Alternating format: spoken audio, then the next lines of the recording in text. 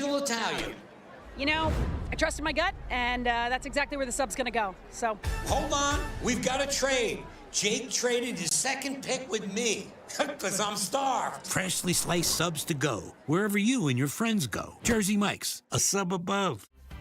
For those who dream big, Ackerman Estvold is here with the latest tools and innovations to design smart. Our team of architects and engineers carefully plan every step of construction, making it possible to build bold. And most importantly, we know how valuable it is to give back, ensuring our communities continue to thrive for generations to come. That's Ackerman Estvold.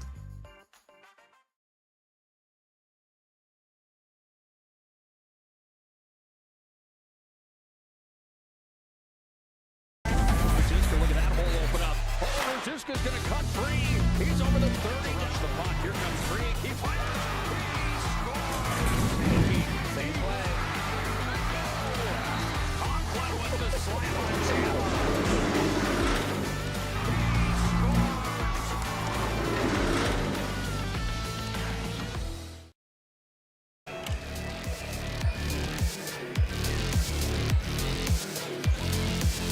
Certain nights you just mark on the calendar the WDA basketball season. This is one of those nights. 31st of January, 2025. Why is it one of those nights? Well, it's the Demons and the Magi in a doubleheader of boys and girls high school basketball. Not only is Minot High ranked number 1 in the girls' rankings right now, you've got the Bismarck High Demons that just took down the then number 1 Mandan Braves. That means we could be in store for what could be a real slobber knocker here tonight in the girls matchup. And then get ready for the boys showdown. The two most storied programs in all of North Dakota basketball history collide, being ranked number 2 and number 3 in the state. Oh, by the way, they have identical records. Oh, by the way, it's a battle right now for second inside the conference. Buckle up tight and get ready for an excellent Friday night of high school hoops here on the PSP Network. Welcome in to our Valvoline Instant Oil Change pregame show. Valvoline locations in Minot and Bismarck. It's a 15-minute drive-through oil change. You can't beat it at Valvoline Instant Oil Change. 15 minutes. You just stay in your car. They don't waste your time because they don't have time to waste themselves at Valvoline Instant Oil Change. Find out more online, VIOC.com. The Magents are 12-1. The Demons are 8-5. Let's get to business. I'm Nick HULBERG, joined tonight by the former University of Barrie men's basketball head coach, my good friend, Mr. Joe KITTELL. Joe, is it just me or is it real easy to get up for Bismarck High, Minot High? Yeah, Bismarck High, Minot High is always that game that people circle and get excited about no matter where they stand in the standings. It's always a cross-state rivalry or cross-the-West rivalry that everyone always looks forward to. And tonight we're going to have a battle in both games. I think really excited to see both of these teams play and to really just kind of hash it out and see where the chips fall at the end of the night. You've been a part of winning teams. You've been a part of losing teams. You've been a part of mediocre teams. You've also been a part of some times where maybe you get a win here or there that you maybe weren't supposed to have. Bismarck High did that earlier here in this month with a win over Mandan in their most recent game. What does that do for the Demons moving forward? Yeah, not only that, but they also got that kind of upset win early in the year against Legacy. Two games that, on paper, Bismarck High is not supposed to win. But when you go and win those games by playing your style of basketball that might just not fit the team that they're playing, it definitely gives you a sense of confidence, a sense that you can do it on any given night, and definitely a kick in the arm when they go up against Minot High tonight that, they've done it. They've slayed some dragons already this year. They've knocked down Goliath, so to speak, and this would just be another task ahead of them. I mean, we all know Legacy and Mandan where they sit in the top 5 of the state, and Minot's just one more challenge that they have on top of them, and if they can figure out a way to get that one too, now you've beaten the 3 best teams in the West, and now you have to be in that conversation. Turning your attention to the Magents now, and the number 1 ranked team in all the land. Their only loss came to Mandan, a 53-51, falling on their home court back on the 21st just 10 days ago. They turn the corner. They get wins over Legacy and over St. Mary's. Minot High, what do they look to do tonight just to get back to their old self and really drive that point home? Yeah, I think Minot High is still trying to find their identity. We had a good conversation with Coach Schwartz last week when they were able to knock off Legacy and beat them on the road. Shouldn't say knock off. They were able just to pick up the win against Legacy on the road last week. And he's got a lot of young girls that are getting some opportunities this year, and this time of year that maybe he didn't expect them to, and they're stepping up for him, and they're kind of getting comfortable in their roles, and it's a beautiful thing that they have a whole month to kind of find those adjustments and kind of recreate themselves a little bit without Carew and Carew Lamore and Maggie Fricky. And I mean, that storyline, it's getting old, but it's not going to go away because of how good those two players were.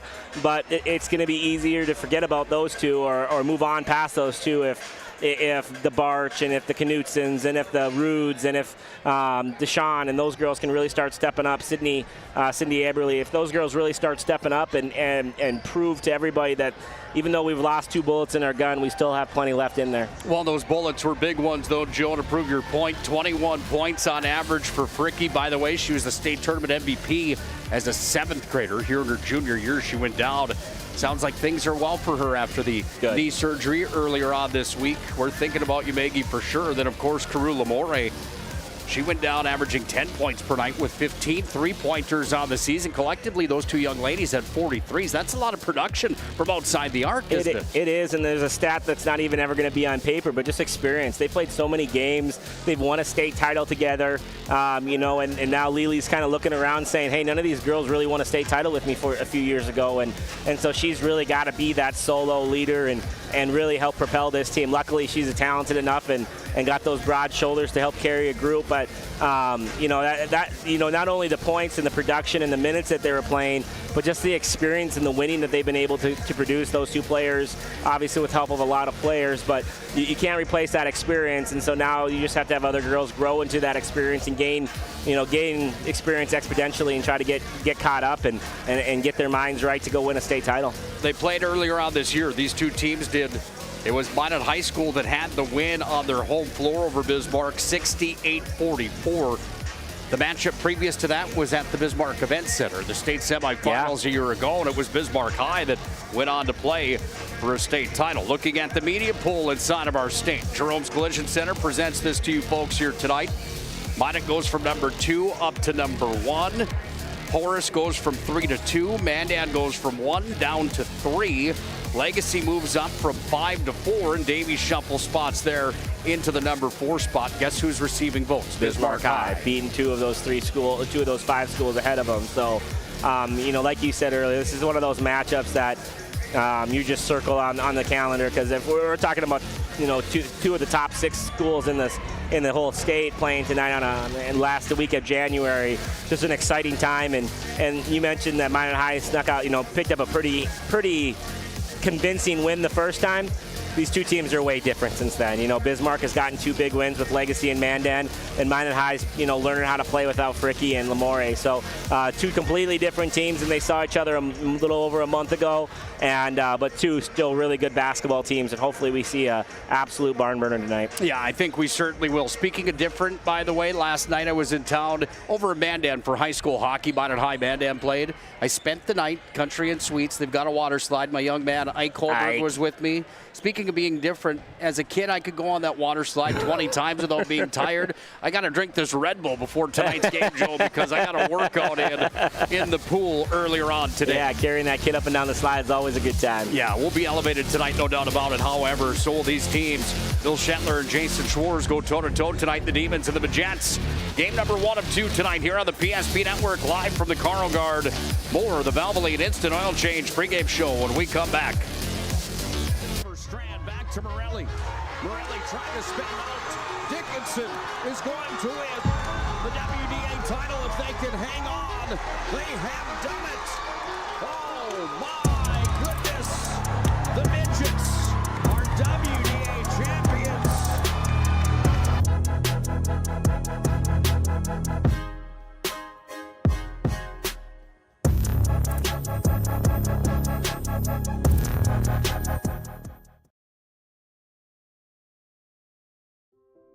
Today, we deliver more wonderful birthdays at Trinity Health Family Birth Center. We offer all new private, family-centered suites. Our maternity team provides more personalized support, advanced care, and the reassurances of a NICU and a neonatologist on staff. Take a virtual tour at trinityhealth.org/Family Birth Center. Trinity Health, making more possible.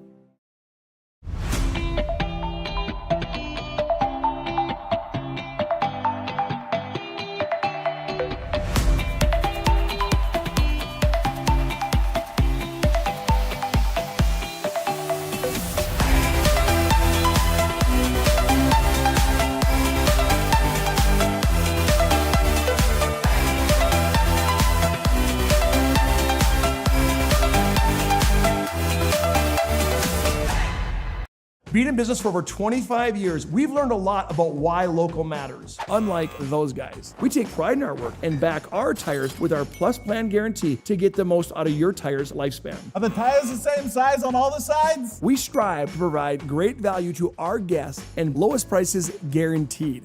That's not good. Stop at a trusted tire and auto and get a set of tires from people you know and trust, and will even match those guys.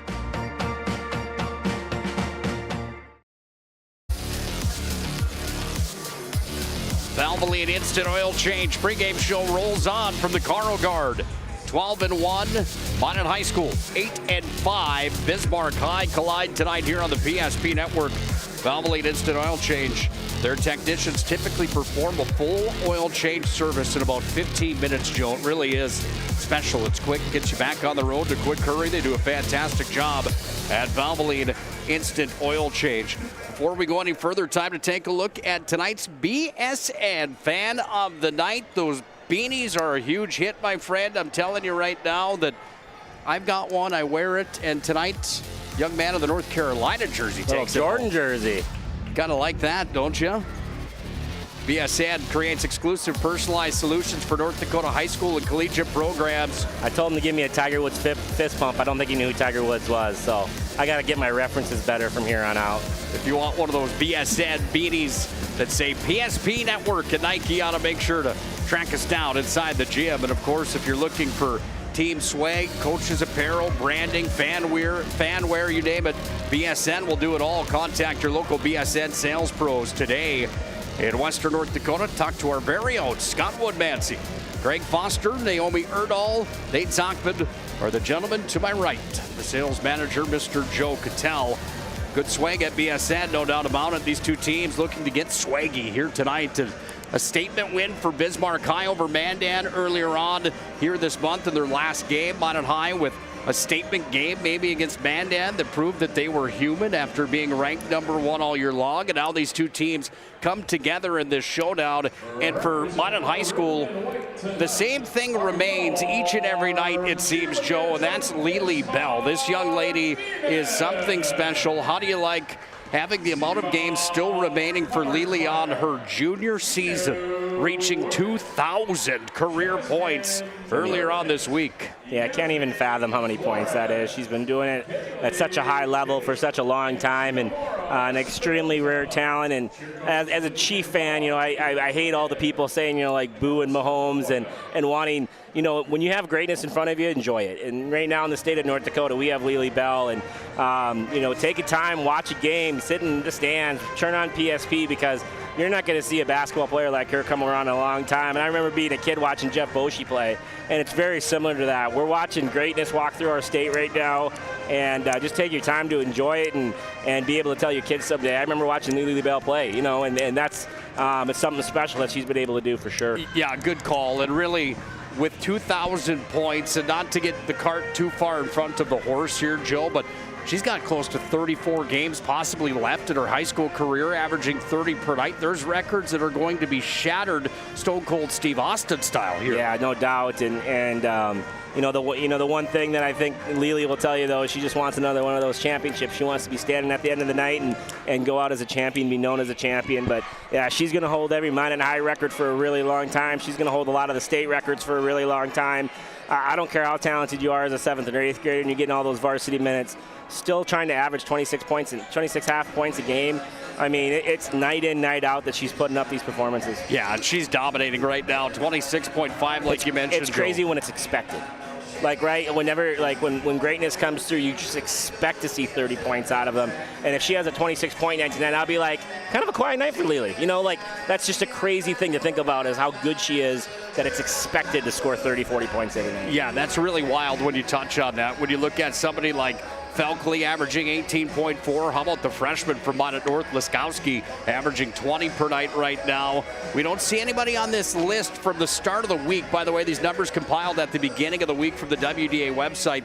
Nobody from the Demons on this list. Lily Bell leading that charge. However, the West region is certainly full of a lot of heavy hitters here in girls high school AA basketball. Bismarck High just plays a different way. They got the different team. They don't have that superstar. They get the different inputs and from a lot of different players. Different players step up on nights. A lot of 10-point averages, 3 or 4 girls that are right around that 10-point mark. So just they play a different style. They don't play the, and not that Minot plays the superstar style, but when you have Lily Bell, it's just kind of natural thing that happens. But Minot plays a little different style, play a lot of girls. The ball's shared quite a bit, and it's any given night for anybody. But that's why they probably don't have that player up there. But they play definitely a team style of basketball that gets a lot of people involved. Let's take a deeper dive into the matchup tonight. What does it mean as far as the conference is concerned? Well, Minot at 8-1 at the top of the ladder in the West region. You got to go down to number 5 to fight Bismarck High. But guess what? They're in the middle of a logjam there with Century and St. Mary's, and they're nipping at the heels of Legacy. And also Mandan maybe still within reach with a 9-2 record right now. Bismarck beat them again earlier on here this week. But for Bismarck High, the importance of a win tonight to climb up into that top 4. How much are you focused on that if you're Bill Shetler? You really can, especially when you're playing Minot High. Obviously, you want to get to what the highest seed you possibly can, but you can't. You gotta focus on the progress, the process, and not the results. And so he wants his girls to be focused tonight. He wants them to play hard. He wants them to cause turnovers, cause some havoc. He wants them to share the ball. And he wants to be in a tight. He wants to have a chance at the end of the game to win a basketball game. And you just can't skip any of those steps, especially if you're playing Minot High. Any surprises out east when you look at the standings in the EDC? No, last year watching the state tournament, Horace looked like a team that was going to be really destined for some greatness with the young group of talent they have. And obviously there's a logjam there too with some teams. But Horace definitely looks like the cream of the crop out there in the east. There's a look at the standings brought to you by Trusted Tire. Minot and Bismarck, Trusted Tire for all your tire needs. Well, we get set to get ready for a big one tonight. It's not the only game in the West region tonight, not the only game on the PSP network. How about this action-packed night in the WDA? 6 games on PSP tonight from 3 different gyms. Centuries at Williston. The girls' game there could be interesting. Yeah, no, definitely. Williston girls are playing really well, and Century girls don't have the star power they've had in the past, but still have a really solid team and are getting the job done. Dickinson at Minot North. That's a big one as well for the boys' rankings tonight. Century, the powerhouse that is the Patriots right now against Williston. They're the heavy favorite. They beat them with just about 80 the last time they played, but you never know what could happen. Then, of course, tonight in the nightcap of this one, Bismarck High, Minot High, number 2, number 3 in the state, locking horns. It's all here on the PSP network. Well, it's just about time for a salute to our country with our nation's national anthem. We'll do that when we come back to the Carl Guard Gymnasium. Then we'll put the finishing touches on tonight's Valvoline Instant Oil Change pregame show. Get ready for a good one. It always is when it's the Demons and the Magi. Banking is some of the most important things in your life, and banking at the right bank is very important. We're really proud of our bank because we have great people, and our people are what make our bank go. We always want to treat our customers right and do the best job we can for them, and try to do things to help make our communities better.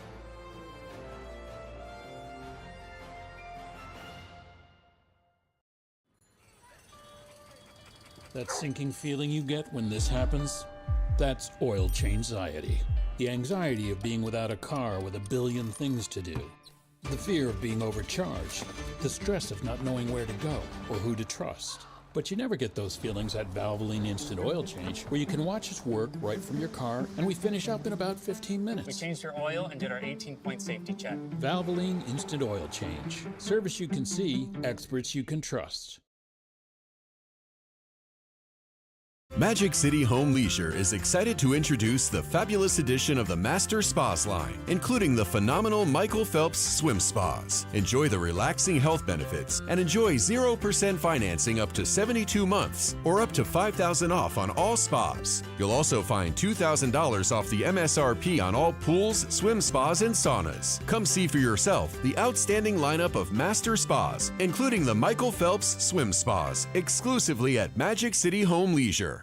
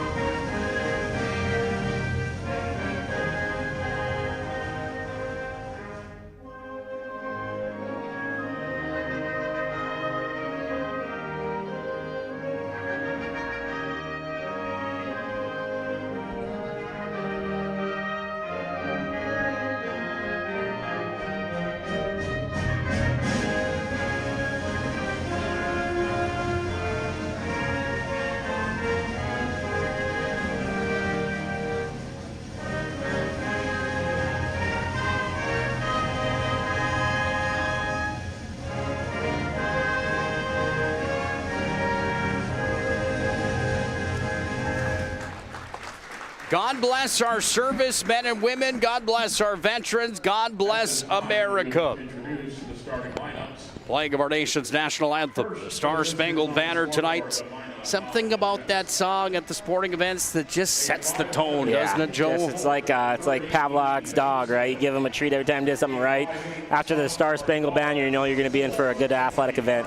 Time for tonight's Keys to the Game, brought to you by Northern Plains Heating and Air. No other choice to seal your heating and air game. The Northern Plains Heating and Air. First for the Magents tonight. #1 ranked team in all the land. For you, it was their guard play tonight that you wanted to focus on what they needed to execute here tonight. Yeah, you know, nobody in the land, nobody in the WDA gets more steals and forces more turnovers than Bismarck High. They force 25 turnovers a game, get 14.5 steals a game. Nobody, and I mean nobody in the WDA, has numbers like that. And so those guards are going to be hounded tonight, and they got to be ready for that. And then they got to be ready on the offensive end to make some shots when they get the opportunities. For the Bismarck Demons, they can create a lot of havoc here tonight with that press, and the full court press. How do they execute that tonight against those crafty, quick guards from Minot High School in this showdown here this evening? Again, that press really is the key to the game for Bismarck High School. Yeah, no question. That's how they've won games. You know, Legacy had a tough matchup with them the first time they saw the press, and I can imagine that they're going to make adjustments to that. Same thing with man-man. That press bothered them. How can you handle the press? How can your guards be consistent? You know, the key to the game is kind of the both for both teams. Can Bismarck High cause all those turnovers that they have been, especially when they win games, and can Minot High handle that pressure? It's truly the key to the game. I don't know if Bismarck High has anybody that can stop Lely. They got to slow her down, obviously, but at the end of the day, if the ball can't cross half court, you know, Minot High is going to have trouble, and if Minot High crosses half court without a lot of issues, Bismarck High is going to have some trouble. Keys to the game brought to you by Northern Plains Heating and Air. No other choice to seal your heating and air game. The Northern Plains Heating and Air. Give Dylan a call today to make sure that your furnace is performing at the top of its game. You can reach Dylan at Northern Plains at 222-2155. Time for our opening tap here tonight. Minot High will be in their road maroons. Bismarck High is in their home whites. Opening tip-off brought to you by 701 Realty and Andrew Goodmanson. I just want to tell you that your son's in really good hands right now. That is Erica Sundahl. That is Trayson Eaglestaff's mom. So maybe Ike's getting some pointers on how to make some jump shots right now from the woman who taught Trayson Eaglestaff how to shoot. Get him away from her. We were hoping to get him on ice skates, my friend. If he shoots like Trayson, you'll be just fine. Either way. Nick Holberg, Joe Kittell on the call here tonight. Bismarck High, Minot High in the doubleheader. Live on the PSP Network, Bismarck controls off the opening tip, and we are officially underway for North Dakota High School hoops. Shot from the far side was off the marks. Rebound comes back away down to the Demons. They go on the move here with Jordan Rude. She can wheel it and deal it. Sends it outside. Three-point attempt from Taylor Mayer off the mark. And Everett DeShaw pulls it down. Here come the Magents across the timeline. Worked up top now here to Barch.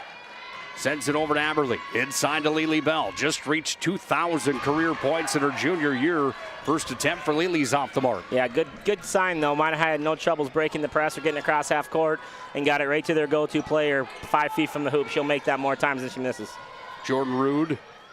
Inside look, bouncing around. That shot came up off of Luther. It was off the mark. Minot's got another rebound. Talked about Minot High and their rebounding ability. On rebounding their opponents 40 to 36 on average per night. Look at that clear look at the bucket. And it's Aberly that goes up and lays in the first points of tonight's ballgame. Yeah, just about an aired pass there from the back court to the front court, but able to secure the pass and find a cut in Cindy Aberly there for the wide open layup. Demons with possession. Carl Guard starting to fill up just a bit here tonight. We expect it to be a full house by the end of this game. No question about that. Turnaround jump shot to the paint, off the mark. That one just missed from Newmiller. Rebound, Demons rolling around. First points of the ball game go to Jordan Rude for the Demons, a young lady that averages 7.2 per night, ties the game at 2. Yeah, nice play there. Good offensive rebound from Bismarck High, just being persistent to the basketball and figuring out a way to get it up on the glass. Knudsen from downtown, 26th three-pointer of the year. Yeah, good sign from Minot High, able to break the press twice in a row and score in transition. That time Eve Knudsen just wide open, can't leave her by herself in the left corner. Rude up top with the basketball, works her way right to the charity stripe. She traveled with the ball. Another look at the last play on the Ryan Family Dealerships replay. DriveRyan.com. Browse their massive inventory online, Joe. They've got a big one. Locations at Minot and Williston. It's Ryan Family Dealerships bringing you tonight's replays here in the capital city. Minot up by 3 on the BNC Bank scoreboard thanks to Knudsen's 26th three of the year. Yeah, and go back to that 3-point. Nobody makes more threes in the WDA than Minot High. They're already over 100. Only one other team's over 100, shooting at 35%. So making that early one is a good confidence boost for them. Speaking of threes, way downtown, Newmiller off the mark. That was Regan Newmiller, the junior, comes back away to Barch. Yeah, it takes Bismarck High no time to get into that press, make or miss. Comes away down to Lily Bell, and Lily Bell kicks it outside. Everett DeShaw downtown, off the mark. Defensive glass battle won there. Fennig comes away with it. Fennig runs the floor off to Newmiller. Newmiller works it inside, goes to Sorensen.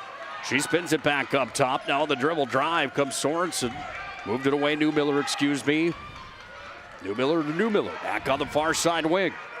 Demons with possession. Shot clock down to 10. In the paint, jump shot off the front of the rim there for Fennig. Minot's got the board. They bring it back across now here with Barch as she surveys and goes to Knudsen. Yeah, really good ball handle, a really good offensive possession there for Bismarck High, moving the ball coast to coast, side to side. Got a good look, just not able to get it fall, but good patience there on the offensive end, not forcing a shot. Trying to go inside to Lily Bell. That one towered over the head of Lily. And it will be Bismarck High basketball with 14:25 to play here in the opening half. 5-2. Minot High School's got the lead on Bismarck. Yeah, Minot High with back-to-back turnovers, now not even getting a shot off. I know Coach Schwartz is going to want him to settle down and execute the passing just a little bit better. Grace Newman up top, worked it inside the lane. Newmiller, spin move, left hand, no good. Knudsen with a rebound. You know, Knudsen on the year, the 5'11 junior, she's got 53 rebounds to her name on the year. That's not a bad number for the junior from Minot High that's known more for shooting from the outside, but 5'11 does give you some height in this league. Yeah, definitely, and just a good persistence of the basketball. She really does a good job of attacking the glass and doing, just making all those hustle plays and getting to those loose balls. Knudsen fired it off here. Comes back away. Demons have possession. And now there's going to be a handful of subs into the ball game on both sides. Yeah, going back to that Minot High last possession that we were talking through a little bit. Lily Bell got a good job. She had a little bit of uncertainty what she should pass it or shoot it herself. Just that Bismarck High pressure, just constantly making you think and constantly putting you in decision-making mode. And Lily wasn't able to get a great shot off because she just had so much indecision there. So let's see if they can settle down here a little bit and get the shot that they want. Knudsen spins it out. Vardy's open downtown. Vardy just off the rim, comes back away to Lily Bell. Step through jump shot, no good. Comes off to Everett DeShaw, goes back to Lily Bell. This is way downtown, Joe. Off the rim for Lily. And it goes on a play. It will be Bismarck High basketball. Yeah, dodging bullets right now, Bismarck High. Lely's got some good looks and still hasn't been able to make one go, I think. And that's exactly, if you can write up a game plan for Bismarck High to win, it's Lely Bell having a tough night from the field. Travels the violation here on the Demons and Regan Newmiller. The worst part about that situation when you're on the opposing side of Lely Bell, when she's cold in the first half, usually that doesn't last in the second. You're 100% right. We've all seen her have some quiet nights and then go off for 24 in the second half. So she's just one of those persistent basketball players. She understands her role, and she usually figures out a way to score the basketball eventually in the game. It's hard to hold her out. Everett to Shaw, back up now to Vardy. Goes across to Rude. Now Knutson trying to go back inside Lely Bell. Little post play. Oh, she's blocked inside. Regan Newmiller got the hands in the way, and not often do you see Lely get blocked like that, but she did there. Newmiller picks up the block on the play. We take a look back at it on the Ryan Family Dealerships replay. Yeah, just a really good job there from the defense of swarming Lely on the catch. Not the best pass in the world, but did a good job of swarming the catch. Vardy open, three-land, off the rim on the shot clock that was wearing thin. Demons come away with the basketball, and Regan Newmiller brings it back up to the top of the key where Rude surveys, goes inside now to Izzy Dahl, turnaround jump shot, back of the rim. Lely's got the rebound. Yeah, unfortunate there for Bismarck. They're doing everything right on the defensive end, getting 6 minutes in this game and holding Minot High to 5. The problem is their offense has been just as quiet as Minot High is only scoring 2 points so far. Vardy on the dribble drive, goes over towards her right side, brings it back up top. Now to Shaw has it here. To Shaw to the left. Shot clock down to 7. Turnaround jump shot to Shaw. No. Rebound. Lely inside. Lely Bell gets her first points of the ball game. Yeah, nice offensive rebound there. Lily just persistent to the basketball. Got it high with 2 hands. Never brought it down. Able to sneak it over the front of the rim. 7-2. Minot High School on the BNC National Bank scoreboard. Back to Morelli. Morelli trying to spin out. Dickinson is going to win the WDA title if they can hang on. They have done it. Oh my goodness. The Midgets are WDA champions.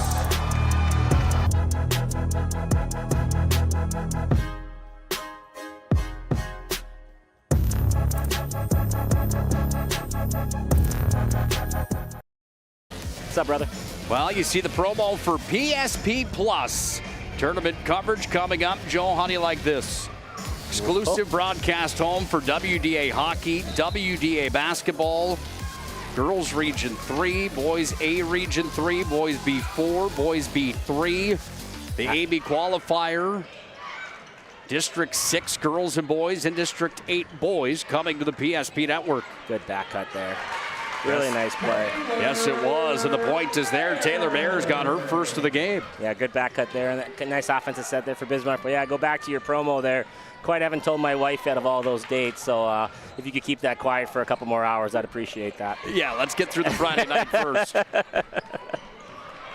Ball comes back away down to the Demons. They push it back away. Clear lane here, up with the runner. That one just off the mark. On the opportunity for Bismarck High, and that's Morgan Delzer into the ball game here for the Demons. She hasn't played much in the varsity ranks here for Bismarck High on the year. Delzer, the sophomore, 5'7", with the opportunity. You can tell every one of Minot High's passes is just a little rushed. They're a little high, not executing it exactly as crisp as they'd want to right now, and hence why it's only a 3-point lead. Bismarck High is doing just a fabulous job defensively of keeping their hands off the defenders and getting in the passing lanes.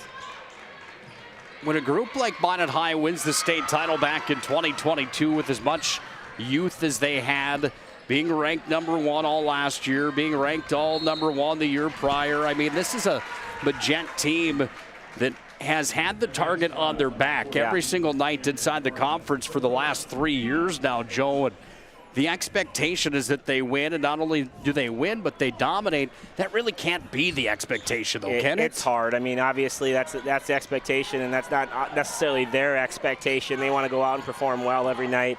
But, you know, when you have that target on the back and when you have those undefeated seasons, it's like you said, it's kind of expected. And so they've worn it well. They've worn it with such grace the last couple of years, and unfortunately just have got snake bitten them either the last night of the tournament or the night before. And so, you know, obviously that's the thought that they have. But that doesn't take away from how tremendous they have been the last 3 years. Up top, Delzer downtown. That one off the rim. Comes back away down to Minot High, and here comes Rude throwing it up to Vardy. Vardy hits the brakes, sends it off now to Knudsen. Knudsen to the left. Finds Aberle underneath, stops and pops, gets her own rebound. Double teamed in deep, and it's taken back away here by Rude, who sends it up the floor to the far side for Neumiller. Yeah, Bismarck High doesn't have a true post player, really. I mean, comparable in size, but they do such a good job of rebounding and contesting shots without fouling. So far, so good with everything they're trying to accomplish on the defensive end. Talk about Minot High being ranked #1. Bismarck High into that media poll. If you missed it in the pregame tonight, Jerome's Collision Center brings you the media poll.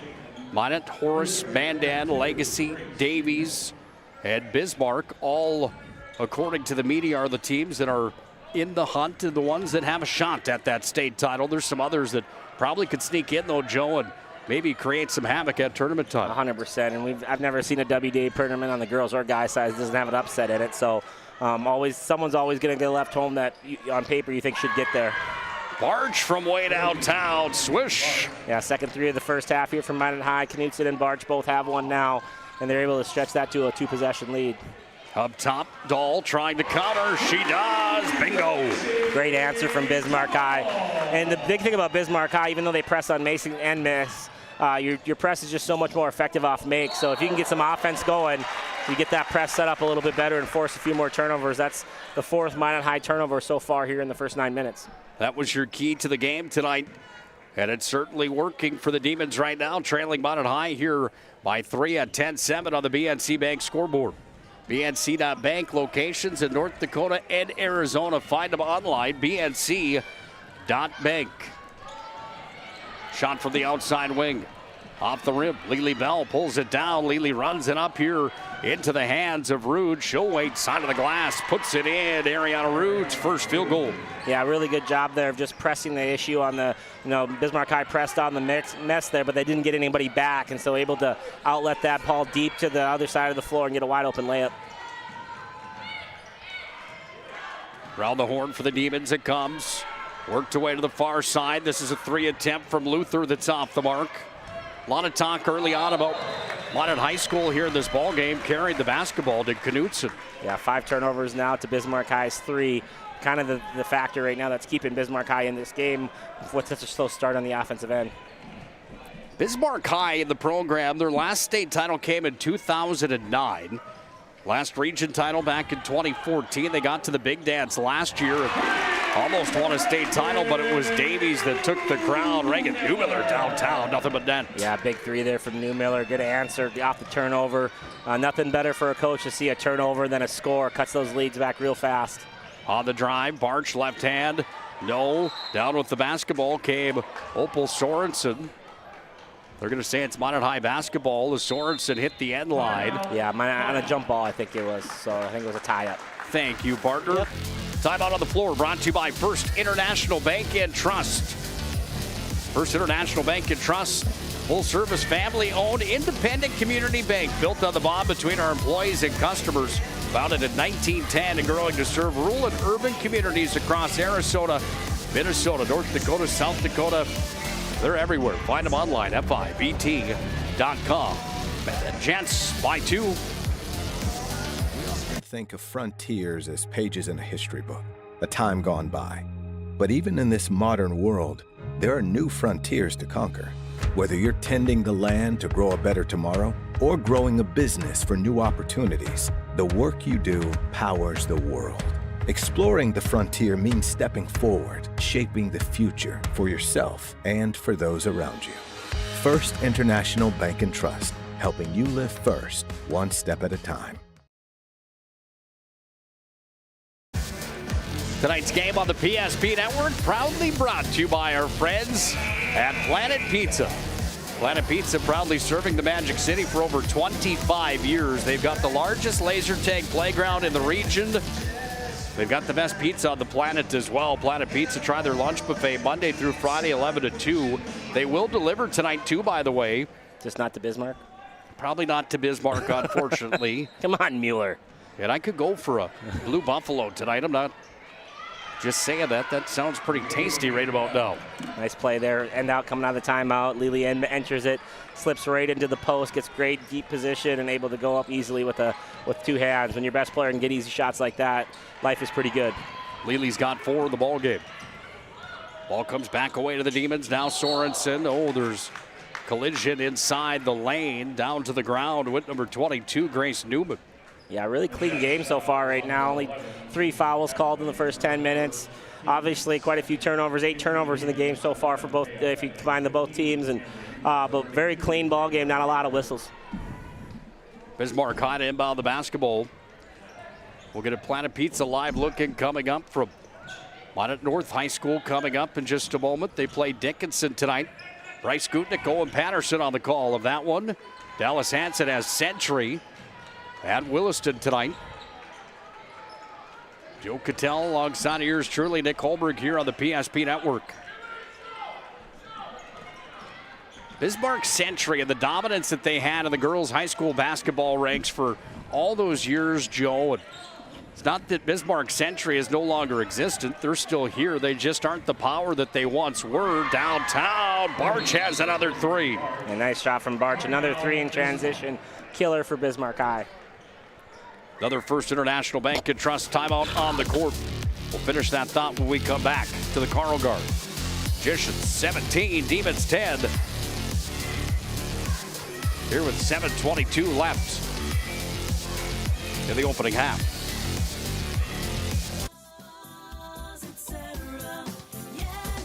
Spas Etc. is excited to introduce the addition of the Master Spas line, including the Michael Phelps Swim Spas. Enjoy the relaxing health benefits and enjoy 0% financing up to 72 months or up to $5,000 off on all spas and swim spas. You'll also find $2,000 off the MSRP on all pools and saunas. Come check out the outstanding lineup of Master Spas at Spas Etc. As promised, the Planet Pizza live look in from Minot North High School, the Minot North Gymnasium. Sentinels have a 13-point lead on the Dickinson Midgets tonight back here in the Carl Guard. Minot's got a 7-point lead on Bismarck. That almost changed with a deep 3 there from Rude. Back to that thought and conversation with the dominance that Century had, Joe, for all those years in girls basketball with appearances in state championship and WDA tournaments.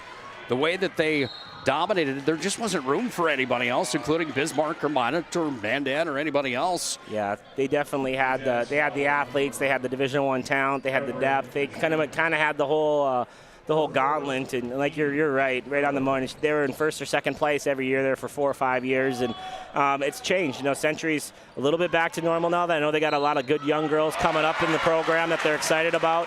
But for right now, people are trying to take advantage of a down year for Century and take advantage of their own good squads and trying to figure out a way to get one of those titles without a dominant Century hanging around in the WDA. Speaking of dominant, how about Luther inside the paint, gets the chance at the old-fashioned 3-point play, misses on the first free throw opportunity in the ballgame from the Serve Pro line, but the lead's cut to 5. Now into the paint. Arch goes back after the basketball. There's going to be a scrum for it. Bill Shetler over on the far sideline, the Bismarck High coach. Animated here in this ball game. That's his style, though. Oh yeah, he gets worked up. He's excited. He's a excitable guy. He was a great player in his own right back in the day, and still coaches like that with a lot of intensity and fire. Great coach in his 11th year at the helm for the Demons. Here's Vardy, corner pocket. Bingo for Vardy. Yeah, big 3 there. That's the 4th 3-pointer already here in the first half from Minot High. Even though they haven't been able to crack the code from inside yet, they've been able to stretch the court a little bit. Down in the paint, working here. Luther trying for back-to-back field goals, but Lily Bell pulls it down. Run forward now. Barch tosses it ahead to Vardy. Kicks it over now here to Aberly. Corner side pocket here for Deshaw. Off the mark. She'll get her own rebound. Yeah, good ball movement there again. Real close to a turnover a couple times. Able just to secure the ball and get a shot. Lely had too much muscle on the turnaround jump shot. Off the window. Demons pull it down. And they set up shop here, trailing by 8 at 20-12. Deep 3 on its way. Rebound pulled away by Barch. There's a foul on the play. You can tell Lely's timing is just a little off right now. She's a little quick to turn around and shoot. When she catches it, she's trying to avoid that double team coming, and it's coming fast. So she's trying to get it up on the glass before she gets all that pressure. And she just has been a little short or a little long, and like you said, a little strong that last time. For kids at home watching and studying and hearing that, how do you coach that to try to change that? Well, when you're the biggest player on the floor, you just got to almost take a breath, right, and just secure the basketball and gather yourself and go up and put a good possession up. You might as well shoot it well if you're going to shoot it. I try to tell my kids all the time, if you're not going to do it right the first time, it's only going to take you harder. It's only going to be harder the second. So just taking your time and getting the right shot up on the first time and not rushing yourself. Just go back to your basics in your training and figure out a way to slow yourself down a little bit mentally. Minot High with an 8-point lead. Under 5.5 to play first half. Here's Deshawn, the far side, off to Lily Bell. Quadruple teamed on the catch. Finds an open Vardy for three. Bouncing, rolling, dropping. Vardy's got back-to-back three-pointers. So that's what you give up when you guard Lily the way they are. They're all turning with their hands up, almost a quadruple team. And you're going to give up some threes, and they're trying to take the left arm away from Minot with Lily Bell and trying to force other people to beat them. And right now, the others are stepping up big. Vardy had 1-3 on the season coming in. How do you like the confidence from the young lady getting the varsity time and nailing two in a big matchup here tonight? I think Coach Schwartz said it best last week, right? A lot of kids have opportunities. Through adversity, you get opportunities, and you get those opportunities, you got to step up and do it for your team and do it for yourself. Vardy's done that here tonight, no question. She's got 6. Minot's got a 23-12 lead. Minot with their 6th turnover in the game. Really, that's the only thing holding them back right now is just a few forced turnovers. They're doing a really good job on the defensive side of the ball, guarding and doing those things, but they just have turned it over just a few too many times for Coach Schwartz liking, I'm sure. Jason Schwartz in his 5th year as the head man for Minot High School. He's done a great job for the Majettes as well. State Coach of the Year. Nice play inside. How about the cut to the glass? Grace Newman. Yeah, great job by Grace Newman, the daughter of UMary women's basketball coach Rick Newman. Already can tell that she has more basketball ability than her dad, so that's good to see her with a nice movement without the ball, getting the back cut and the score. Another turnover. Lily Bell inside off the window, but it does not count. The turnover on Minot High School. As a coach, these are the things, these turnovers would be the things that make you go gray in a hurry. Yeah, everything's just a little fast for Lily right now. She's like a couple turnovers, a couple indecisive moves. She's trying to score before that double team gets there, which kind of rushes her shot a little bit. She just needs to breathe a little bit, let the game come to her. Rebound inside from Newman. Comes back away, top of the key, jump shot, swoosh! Great answer for Bismarck High right now. Back-to-back buckets there, cut this thing back to 5. They got Minot High rattled a little bit with some turnovers back-to-back and see if they can get another stop here. They're the 5'9" sophomore from downtown. Minot's got the ball again. They go up top here with Knutson. Back away off to Rude. 3-land. Counter attack no good. Lily gets the rebound though. Waits inside.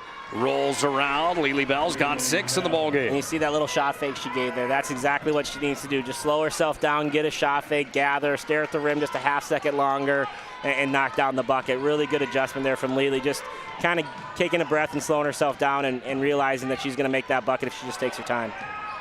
On the drive now, it's spun out from Sorensen. Deep 3. That would look good for Izzy Dahl, but too strong. Minot's got the rebound. There's a foul on Bismarck High, or was it touched at the end line, No, Joe? Foul on Bismarck High. The Demons were a little pushy there trying to get to that offensive rebound. Regan Newmiller charged with her first. 4th, make it, 5th team foul. Yeah, Bismarck High's playing at their pace right now. They're playing fast in the full court. They're playing solid in the half court, and offensively they're taking their time. It's the reason why they're still hanging around in this game. Lily Bell, jump shot, rattled around. Now the ball's loose.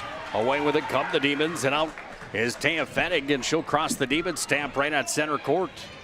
I love this place, the Carl Gard Gymnasium. This is one of the better inside the WDA. Yeah, they did an amazing job when they refurbished this building for sure, with the track and with the lights and the bleachers, and it's just it's a really cool arena all of a sudden here in Bismarck.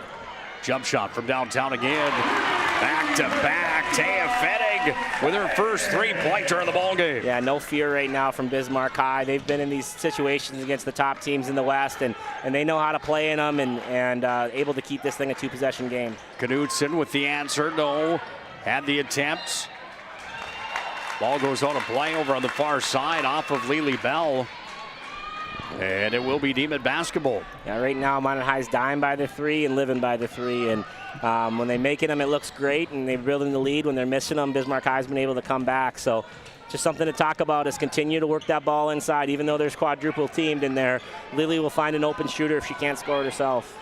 Under 2 to play, first half. Demons want another one. Rebound underneath the rack for Taya Fennig. Back up to Rude. Around the horn from Luther. Luther back to Rude now. Sends it away far side. Fennig. Shot clock's down to 2. Needs to get the shot up. She does. Hit the rim. Shot clock resets, but Minot takes down the rebound. Now Rude breaks the press. Forced it to Lily Bell. Away it went. Demons with the basketball and 80 seconds to play in the opening half. Yeah, another turnover there. Just trying to force a pass. And just again, Bismarck High's doing a good job of just making Minot High indecisive on decisions. Knudsen's going to be rung up with the foul on the Rude attempt. Inside, Jordan Rude, one of the top volleyball players inside of the WDA.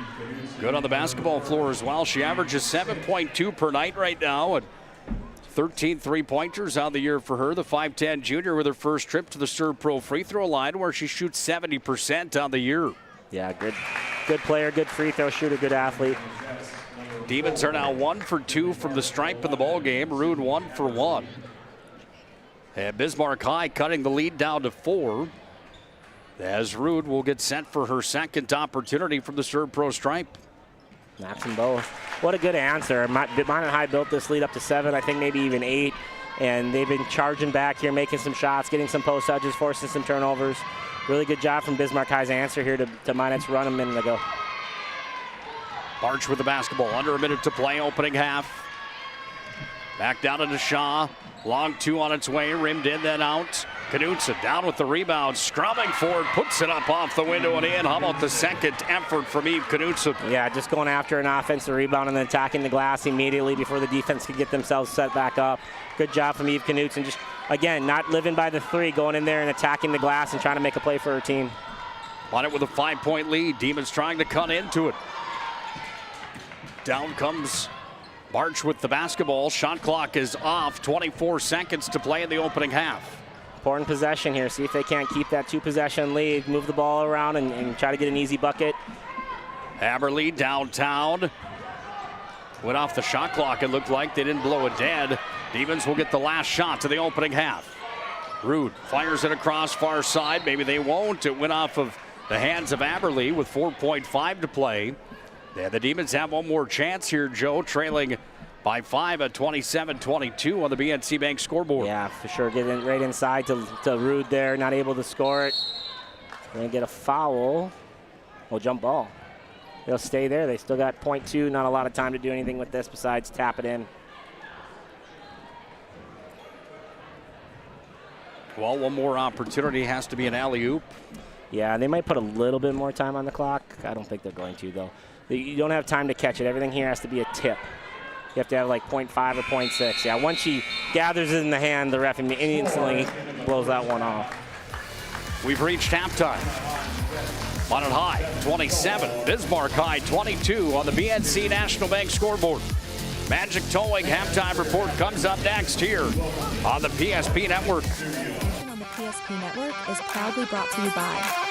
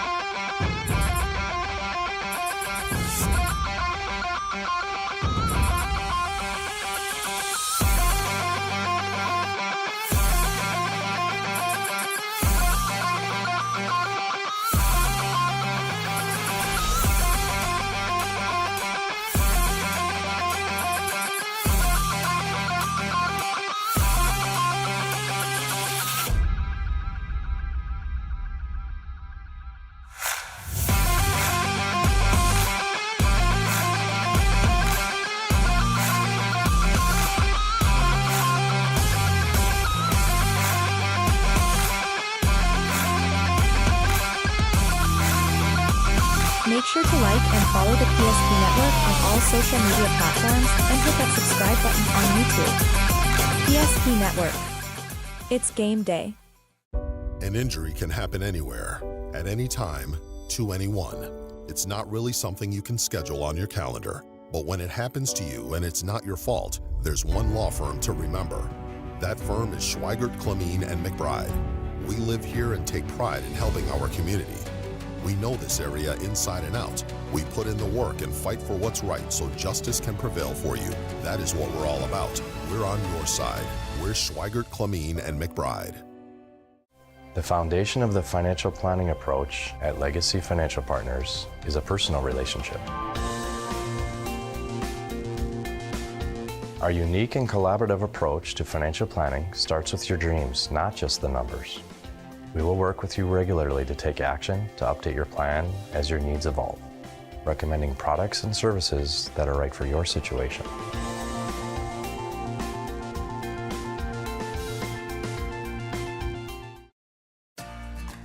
For decades, Nodak Insurance Company has been serving our state's residents in good times and challenging times. We come together for the greater good, from simple acts of kindness to company-wide efforts that make a difference in our community. It's who we are, rooted in North Dakota and ready to serve when it matters most. Nodak Insurance Company, agents with answers. Darren Johnson, Cody Olson, and Scott Wilkins, your agents with answers in Mandan. Meet Gary. Gary is an ordinary guy, but right now Gary has car trouble. Gary doesn't know about magic towing. Don't be like Gary. Remember the name and the number. It's Magic Towing. We are here to help 24/7. Magic Towing in Western North Dakota. Don't be like Gary. Remember the name and the number. It's Magic Towing.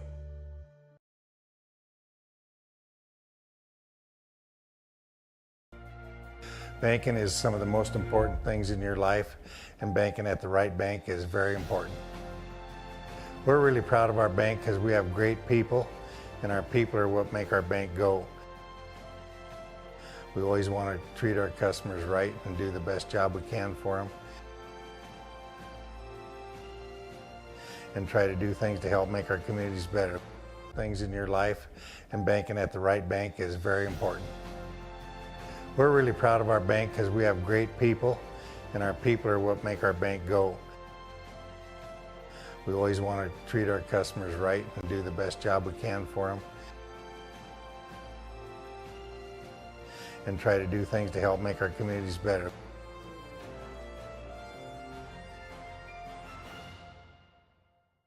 Being in business for over 25 years, we've learned a lot about why local matters. Unlike those guys, we take pride in our work and back our tires with our Plus Plan guarantee to get the most out of your tire's lifespan. Are the tires the same size on all the sides? We strive to provide great value to our guests and lowest prices guaranteed. That's not good. Stop at a trusted tire and auto and get a set of tires from people you know and trust, and will even match those guys.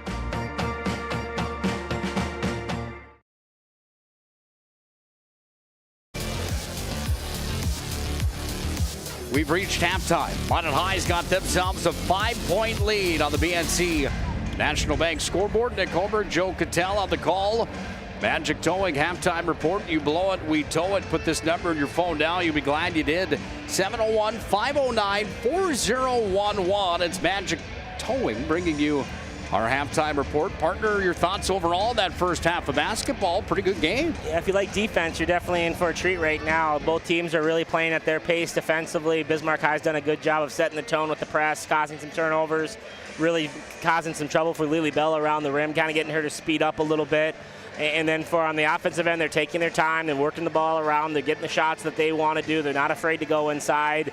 And why we have a low-scoring game and a tight ball game, it's Bismarck High is kind of really controlling tempo right now. Bismarck High's recipe has to be to keep it close in a matchup against number 1 Minot all day long. Well, I think any team has to keep it close with Minot. I don't think that's any surprise, and I don't think I'm offending anybody by saying that. You know, you want to play a well-rounded basketball game that at the end of the game you either have a lead or trailing by 1 or 2 possessions. You want to have a chance at the end, and so I don't think that's anybody's fooling that the game plan is keep it tight with Minot High and give yourself a shot at the end. Not a lot of teams have the ability to blow them out. Time for our first half numbers, brought to you by our friends at Ryan Family Dealerships. Browse their massive inventory online. DriveRyan.com. First half numbers presented by Ryan Family Dealerships. Joe's got those first half numbers, if you so kindly would, partner. You got it, my friend. The Bismarck High Demons trailed by 5 at halftime, scoring 22 points in the first half. They had 7 players in the scoring column. Not anybody but 1 player scored more than 2 buckets. That was led by Taylor Mayers, 5 points. 4 points for Jordan Rude. 3 points apiece for Izzy Dahl, Taya Fettig, and Reagan Newmiller. And then we got 2 points for Kaiten Luther and Grace Newman for a total of 22. They were 2 for 3 from the free throw line, knocked down 4 3-pointers, had 3 offensive rebounds, and only 3 turnovers. For the Minot High Jets, the number 1 team in the state, they lead by 5, only scoring 27 points in the first half, however. They had 6 players in the score column, 3 of them having 6 points. Lily Bell with 6 points, 3 2-point field goals. Camden Vardy with 6 points, knocking down 2 threes. Kinley Barch with 6 points, also knocking down 2 threes. 5 points for Eve Knutson, 2 points for Ariana Rude, and 2 points for Sydney Aberly. They made 5 threes in the first half. They shot 0 free throws, which is an issue. You want to get that ball inside. You want to figure out ways to get the free throw line. They did have 8 turnovers and 7 offensive rebounds. So definitely the turnovers are exactly what Bismarck High was hoping for, and Minot High not getting to the free throw line in the first half. Bill Shetler's got to be extremely pleased with his team as a defensive end right now. Job well done, partner. Thank you for the halftime numbers. Here's what they look on paper, how they look on paper. 27-22, as you mentioned, 6 scores for Minot High, 7 for the Demons. Not often do you see the Jets not getting to the Serve Pro free throw line of the first half, and a lot of credit goes to Bismarck High with how well they've played and that battle on the glass. Is there one key or X factor in the second half for either side that really stands off the paper besides Lily getting going a bit? Yeah, I mean, Minot High obviously wants Lily Bell, but I think they're settling for a lot of 3-pointers. Obviously, when they go in, it looks pretty and everyone's having a great time, but I think they need to work the ball inside a little bit, whether that's with the dribble drive, whether that's with the pass, whether that's with a post touch. And even if you get a 3 off of a kickoff, it's going to be an easier 3 attempt than just throwing it around the perimeter. As far as Bismarck High goes, I think they're doing some good things offensively. Keep working the ball around, keep taking a lot of time off that shot clock, figure out a way to get to the free throw line a little bit more, and then just keep stirring up the pot with that defense. Keep causing turnovers and forcing Minot High into tough decisions and force them into making indecision and making a decision on every pass. Final opportunity, by the way, to vote for this week's BSN Sports Player Performance of the Week. Lily Bell from Minot High Basketball up for that award this week. Ashley Martinam from TGU, Andre Austin from Bismarck High, Sapphire LeBlanc from Mandan, Jaden Kleinjut, the goaltender from Century, and Palmer Thompson from Prairie Grit Sports up for that award here this week. There's a look at the BSN Player Performance of the Week. You can vote on our social media platforms right now. Time for our second half. Minot by 5, 27-22 on the BNC National Bank scoreboard. BNC.bank locations in North Dakota and Arizona. Find them online, bnc.bank. Talked about Bismarck High a bit in the pregame show here tonight and how they don't have the one gun like some teams have inside the conference. And by committee, you look at how they average about. Rude averaging 7.2, Mayer 8.7, Newmiller 5.2 on the year. Newman, 6.3. Luther, 9.1. 9.8 for Cambry Newmiller.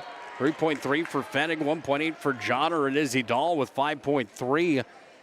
Do you prefer that as a coach sometimes, Joe, where you've got that much distribution across the board, or probably more so you want that distribution with somebody who can really fill it up? Yeah, it's a balance, right? Whatever your team, high school basketball doesn't get the benefit of recruiting, and so if this is the team that you get, you love to see the ball move around and everybody have the opportunity to score. Very fun way to play basketball that way, but when you do have those superstars too, you got to take advantage of them, and it didn't take more than 2 seconds to get into this game with another post touch and get into the free throw line for Lily Bell. So obviously there's some emphasis brought to that at halftime about getting the ball inside. We need to figure out a way to get to the free throw line, and that was done instantly for the Minot Jets. Lily Bell averaging at 80% from the Serb Pro free throw line, 2 for 2 in the ball game. Lily up to 8 in the contest. Well, there you see Bill Shetler on your screen, the Bismarck High head coach. Did you wear the Fitbit back when you coached at Mary? No, I didn't want to know what my heart was doing during the game. Yeah, you probably would have. It would have been alerting you, Joe, I would have to guess. Yeah. Lily Bell off the window, back-to-back for Lily Bell. Sometimes it's better just not to know. Point to that question is, I'm sure that Jason Schwartz and Bill Shetler in this ball game certainly having quite a few steps in right now. Oh, for sure. That's why you got to wear comfortable shoes nowadays. You're just marching the sideline so much. Turnover there by Bismarck High. Not the way they wanted to start, giving up Lily Bell 4 points, free throw in transition, and then turning it over on their own right. They need to get a stop here and get a good possession on the offensive end. Speaking of comfy shoes, Jason Schwartz has the bright pinks. Iconic pinks on here tonight. Demons with the basketball. Rude goes up top. Back away here on the near side wing. Long shot off the mark there, missing. Rebound. Who comes away with it? DeShaw has it. To now Everett DeShaw will start the motor and bring it back across here to Aberley. Yeah, going back to getting the ball into the inside, getting into the interior. DeShaw's one of those girls that can do that with the dribble drive, and to see her be a little more aggressive this half, I think will be a big deal for Minot High. On a play, it goes off of Barch. Demons get the ball back. Had an opportunity there to get a wide open layup or a wide open jump shot, just not able to complete the pass, throwing it off the brick wall on the right side of the gym here. I think that would be the west side of the gym. I'm not as good as that as Chuck and Todd are. Well, if you would have seen me trying to get into the Carl Guard here today, I'm not the one to ask, I'll tell you that much. Round the horn for the Demons. My wife asked me what door to go. I go with, just park in the biggest parking lot and go in the closest door. That's how I described it. Nice effort inside. Taya Fennig off the glass and in. Yeah, good offensive rebound there. Good answer from Bismarck High, stopping the Minot High run here, getting a bucket of their own. Magi with possession. March has it up top here to Lily Bell. She uncorks from downtown. Lily hits for 3. Yeah, big 3 there from Lily Bell. Broke the press pretty easily that time with just some patience. Got it across the half line, and Lily settled herself into a wide open 3. Now Caitlin Luther with the basketball. Luther, top of the key, spins it over far side off to Fennig. And there's, what is that, a illegal screen? 3 seconds in the lane for Bismarck High. So just another kind of unforced turnover. Bismarck High was trying to run a little set there, some back screening action, and players weren't set up yet, but the screener was set up too soon in the lane, and easy call for the side official there. DeShaw with the basketball. Spin move over to the left side. Looking for an outlet, finding Rude now. Drops it down in deep. Good ball movement here for Minot High School. They got it off now to Knutson. On the dribble drive, blocked on the play. Aberley there, she's blocked on the play. Shot clock down to 4. Back up top, Rude. Step through, jump shot, front of the rim. And they're going to say that one is... I'm going to call foul there on the rebound. Lily Bell kind of got away with kind of shoving her way through to try to get that offensive rebound. They caught her. Only her first foul, not a big deal. Just playing aggressive, trying to get the rebound. Lily Bell charged with her first on the Majets here. Love that Minot High possession. 4 or 5 different girls all driving into the lane, John kicking. Even though they ended up with a turnover there or not a made bucket, just a lot better offensive movement there from Minot High.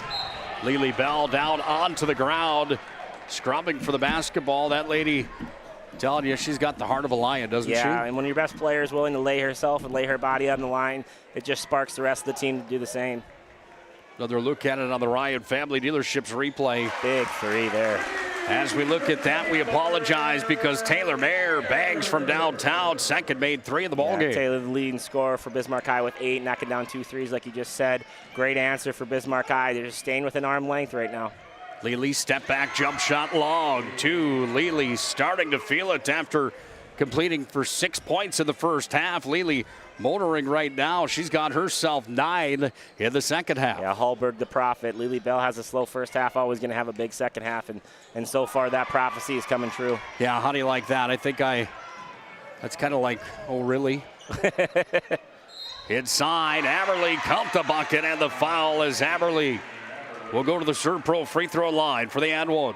Yeah, Minot High just breaking the press a lot easier here in the second half, whether it's Bismarck High a little bit tired or just now they've seen it for 18 minutes. They're able to kind of dissect it a little bit better, and good job there by catching Sydney Aberly, cutting right down the middle of the lane for an open layup in transition. 2 points in the first half for Sid Aberly. She's got 2 here in the second now.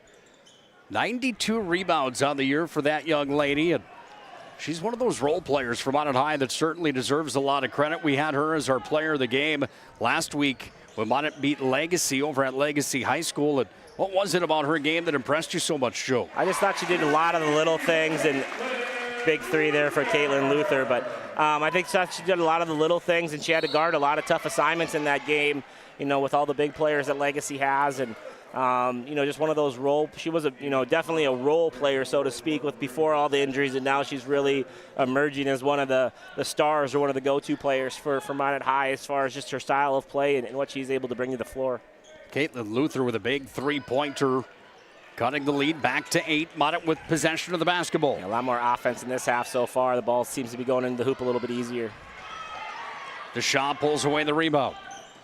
Here's Deshaw, the dribble drive. Deshaw through the trees, put up the shot. She's fouled on the play. 2 shots coming now from the Serve Pro free throw line for Everett Deshaw. Minot High needs that. Minot High needs Everett Deshaw driving in there and creating some offense and getting herself to the free throw line. It's real easy just to stand behind the arc and toss those things up there and hope they go in. It's a lot more work to drive it in there, and Everett does a really good job. She's had 2 or 3 possessions now where she's, I don't want to say put her head down, but she's been determined to get to the lane and create some offense, and just really it's helped propel this Minot High team so far in the second half. The freshman, good on both from the Serve Pro free throw line. Minot High collectively as a team shooting 71% from the free throw line, a number that Jason Schwartz probably is somewhat satisfied with, I'd have to think. How about that? Speaking of satisfaction, Luther back-to-back threes, that time from way downtown. Yeah, big bucket there from Luther to answer the run of Minot High again. Just keeping this thing under 10, keeping it close enough to go attack and get, and good stop there. Good defense by Jordan Rood, and now they have a chance to cut this back to a 2-possession lead. Aberly backed her down, then Rood ended up with the rebound. Ball comes away into the hands here of Ariana Rood, and she'll run the floor with it. Rood will send it up now as she'll drive over towards the left. Got it back over to Deshaw. Now Barch inside, sends it in. Lily Bell off the window, too strong. Got her own rebound, still powering her way through. Count the bucket for Lily Bell, and she's fouled on the play. Yeah, 5th offensive rebound already here in the second half for Minot High. Persistent attack of the basketball on the offensive rebounding, and Lily Bell is starting to heat up a little bit. She's already got 11 in the second half, 6 in the first half, so she's at 17 on a quiet night so far. Just amazing what she's able to do over and over again in the WDA play. 18 points, just like that. Yeah, before anybody knew it was coming. Timeout brought to you by First International Bank and Trust. Minot all of a sudden has a 10-point lead. 12:21 to play here in the ballgame. Facing disaster, it's not just the things we lose, but the memories. But there's hope. Serve Pro, with decades of experience in Minot and Bismarck, is always ready. Our certified professionals don't just restore homes, they rebuild lives.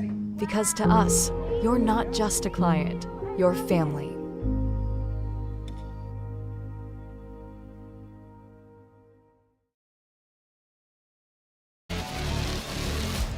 Tonight's ball game on the PSP Network, proudly brought to you by Minot State University. Be seen, be heard, be you. More than 96% of recent college grads are either employed or continuing the education at Minot State University. MSU grads get jobs, period. 10-point lead for Minot High. They go into the inside game just a bit more in the second half here, Joe, and it's certainly paying off. Yeah, definitely. I don't think they've taken, other than Lily Bell's made 3, I think they've only taken 1 3 here in the first 6 minutes. Total different offensive attack method and mentality here in the second half. Get in the lane, attack the rim, find different ways to score around the glass. And it's definitely working. The halftime adjustment was a nice one from Coach. Ball ended up going off the cheek of Everett Deshaw. That can't feel very good. No. Demons inbound the basketball. Working up top here to Dahl. Dahl into the paint. Jump shot. Here, Izzy's got 5 in the ball game for Bismarck to the rim. Basketball coming back away into the hands here of Knutson up top. Then to Barch, far side. to Shaw with the basketball. Now to Shaw, spinning back over to the right side. Knutson back to Barch. Shot clock's down to 10. Barch, left hand, razzle dazzle off the glass. Yeah, I love to see that out of Barch. She's one of those players that can get to the rim and she's got to make a conscious effort to make sure that she's attacking the glass on every possession and not settling for jump shots. Good job there by Barch of just working her way all the way to the rim for the layup. On the runner, Rude's got the stop for Minot High. Went off for her last. Let's watch this one back on the Riot Family Dealerships replay. And the play here from Barch. Yeah, just a really good drive from Eve Knutson, creating a little bit of flow, good momentum, and then Barch getting back, spinning back to her left hand, losing her left hand to score that. Just really good basketball there of just driving, drawing, kicking, driving, drawing, kicking until you got an open layup. Camry Newmiller, what a time for her first points in the ball game. That's nothing but net. Bismarck High not going away in this dogfight, 45-38. Minot's got the lead, but the Demons have the most recent 3. First International Bank and Trust timeout on the floor.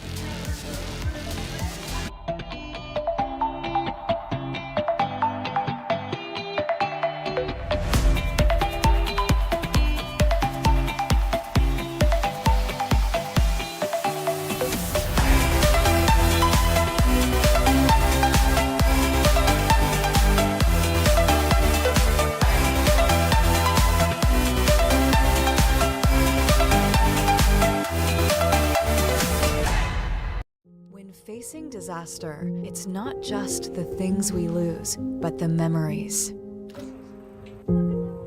But there's hope. ServPro, with decades of experience in Minot and Bismarck, is always ready. Our certified professionals don't just restore homes, they rebuild lives. Because to us, you're not just a client, you're family.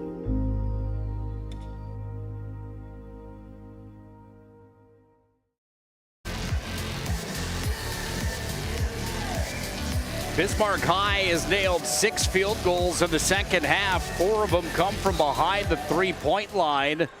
We've got ourselves a game at 45-38, 10:45 ticking down here in regulation. Yeah, really good job from Bismarck High, just staying in this fight right now, knocking down threes when they get opportunities, and they're hot from behind the arc right now, which helps.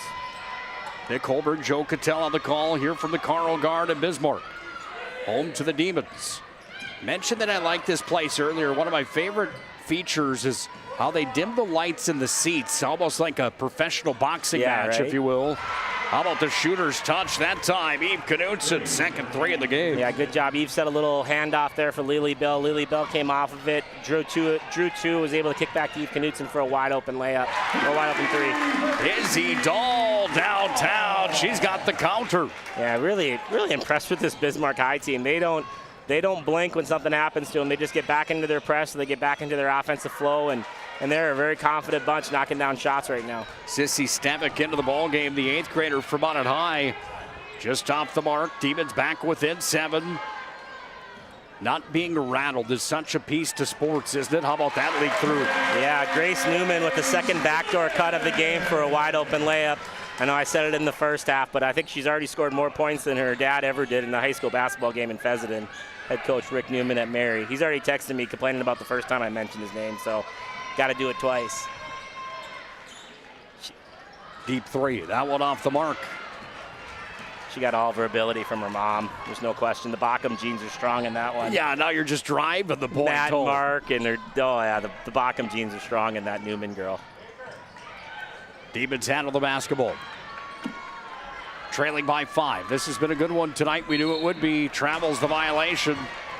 And Minot High gets the ball back. Joe, you look at this Bismarck matchup. High's got a little bit of the turnover bug right now. 4 turnovers in the first half. Minot High only has 1. Sorry to interrupt you. Well, that's kind of the flip of the flop, the tail of the tape from earlier on here tonight. This showdown, Minot number 1, Bismarck High receiving votes. And after Bismarck High beat Mandan earlier this week, Mandan was ranked number 1. They won 51-47. In Mandan, not an easy place to play. They've got momentum. They've got some steam right now. I don't care if they're ranked 1 and 2 in the state or if they're not ranked at all. Bismarck High, Minot High get together. You know you're going to be in store for something good. Yeah, and all the things Minot High's done really well this half, and they've scored more points. And when you look at the scoreboard, and it's 8 minutes, it's still a 5-point game. Good play there from Eve Knutson. Right down Broadway. Eve puts it up and in. Good defensive possession there for Eve Knutson, anticipating the pass, getting the tip, and getting a wide open layup and completing the play. Nice play by Eve to kind of settle down the Minot High Jets on the offensive end. Rude up top, guarded by Lily Bell. Basketball comes away. Here to Newmiller. Spinning, searching. Another nice back cut there to getting a wide open player on the right wing. Dahl kisses the window, banks open. Dahl having herself a second half. I don't think that's how she planned it, but who cares, right? You're a hot shooter right now. She's got 8 points or 7 points here, 10 points for the game, and able to knock that one in to keep this thing a 5-point game. What an answer. Barch, you betcha, from downtown. Kidley Barch, her third, made 3. The game has definitely changed pace here in the second half. A lot more scoring, a lot more dribble drive and attacking, and a lot more big plays on the offensive end being made. Ball worked around the horn. There's going to be a foul on the play. Survival of the fittest, almost in a sense. It seems like in the WDA gauntlet from time to time on these nights where who can keep riding the wave longer seems to be who ends up at the top of the ladder when it's all said and done, not only in the game but in the season. And that can kind of go without being said. However, you really do have to ride the wave in games like this with the ebbs and flows and the ups and downs. Yeah, no doubt. And just look at this game. Minot High scored 26 points in the first 10 minutes compared to their 27 points in the first half, and they're still only up 8 points. They got to be thinking, what do we got to do to get rid of this Bismarck High team? And just a gutsy effort from both teams right now. Fetting worked it up top. Open three land on its way. Mayer counted that one. Didn't touch the rim, and Mayer bangs it from downtown. Yeah, Mayer's third 3 of the game, second of the half, and we're seeing an offensive display right now. Both teams scoring 26 points here in the first 11 minutes, and you know, we got a rock fight here, and it's going to come down to the wire, just like Bismarck High was hoping. Another look at it on the Ryan Family Dealerships replay. This is the last play here from Knutson on the steal, where she took it down and laid it up and in for 2. Mayer's big 3 was the last point scored. Now Knutson's got it here on the near side. Sends it inside, Lily Bell. Searching, Lily bangs it off the glass and in. Yeah, again, Lily Bell that time taking a dribble just to steady herself, to get herself balanced, to get herself away from underneath the basket. That one little dribble is all that she needed to get just a little more space and get herself under control to knock down the layup. Just like that, Lily's got 20 in the ball game, averaging 26. Quiet night, right? Quiet night at 20. Yeah, and if you're watching for the first time and don't know about Lily Bell, again, where have you been? Where have you been? Lily just reached 2,000 career points. She's really on her way, isn't she? My goodness. Like, you forget she's a junior. Like, she's been around and doing it for so long that you just forget that she's, you know, where she's at, and she's only, you know, 16 years old, 17 years old.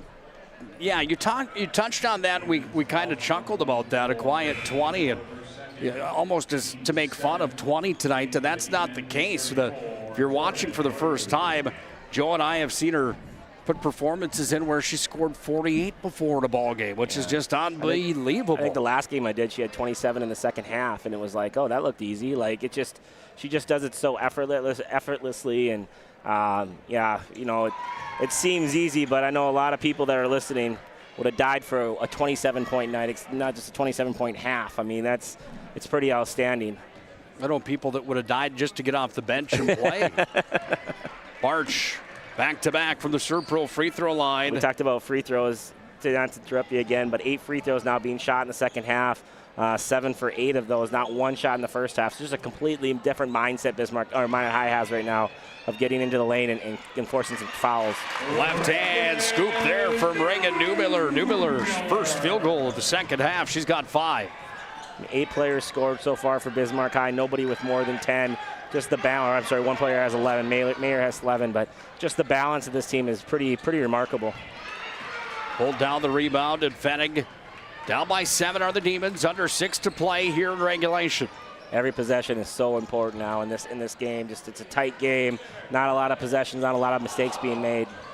Lily Bell, the rebound off the miss. Lily brings it in. She'll just drive it down. Spins it out to Rude downtown. That one's long. Knutson comes away with the rebound, and then Knutson's fouled by Fennig on the reach-out. Yeah, 7 offensive rebounds right now from Minot High in the second half. That's definitely been Achilles' heel for Bismarck. 1, they're not causing any turnovers this half, and 2, Minot High is just dominating them, pursuing the offensive rebound. Well, if you haven't already done so, make sure to hit that subscribe button on the YouTube platform. Make sure to like and follow us on all social media platforms as well. Our mission is to promote local athletes across our great state of North Dakota. You can help us in that mission by a simple like and follow, Joe. It's really all it takes. You'd be amazed how far that really goes in our mission of getting these kids promoted the way that we have been since 2019. Yeah, it's fun to see those numbers go up every year, too. It makes you feel like you're actually doing something that matters to a lot of people. So it's fun to see likes and subscribes, like you said. Tournament time right around the corner. There's a foul on the play. Proud to announce that we've got a monster slate of tournament coverage. That's 10 tournaments coming your way on PSP Plus. You can buy a single game pass for $14.99. Buy a single tournament for $29.99. Or you can buy the Platinum Pass. Gets you every single game of every single tournament for $55. And the replays, is that right? And the replays. Yeah, watch it again. And just for the record, the only reason you're being charged is because we're being charged the rights fees from the High School Activities Association and our partnership with them. We do appreciate the partnership with the high school activities and bringing those games to you. But in order to make it work, there is a subscription that is needed on the pay-per-view model. Again, those passes are on sale now, psp.network. For 3, Barch, nothing but net again. Another one for Kinley Barch. Yeah, and that all comes from the concentration on Lily Bell right now. 2 bodies kind of in the passing lane on Lily, leaving a very, very good wide open shooter in the left wing, Barch, who makes Bismarck High pay for the defensive adjustment. We talked before the game off the air that the margin tonight would be 6.5, one way or the other. And Joe, I hate the unofficial to tell you, Vegas number. We're pretty close here tonight at 8 right now with 4.5 left in the ballgame. And it's been sitting at 5 most of the game. So, yeah, we're dancing on that line right now. My bookmaking ability might be pretty good.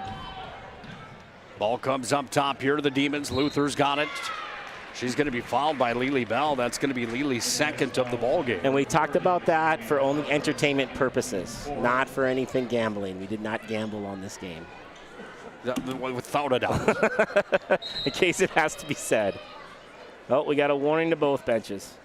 We had a warning earlier to Bill over on Bismarck High, and we're going to do it to both now and make sure everybody knows we're going to get through this next 4.5 with a clean basketball game. Is that bench? Just warning? A bench warning. Just, hey, guys, we've had enough. And that's the chatter coming to the refs from the coach more than anything? Yeah, somebody on the bench or the head coach or an assistant said something that, you know, it's just time to settle it down. We don't want the girls to decide it, not you guys. And so good job by the officiating crew just to settle everybody down and let's make sure the girls win this game and not anybody else. Well, Lily might decide it. She just hits from downtown again. Lead goes up to 11 for Minot High. Rude guarded by Bell. Spins it back away far side. Luther down to the block. Sends it inside. Newmiller with the basketball. This is Regan. Worked it upstairs to Rude. Around the horn. Luther way downtown. Bang. Swish. Bang, bang, bang. Her third 3 of the second half. Luther keeping this thing within an arm's length. Still at 8 points with 3.5 to go. Great shot from Luther there.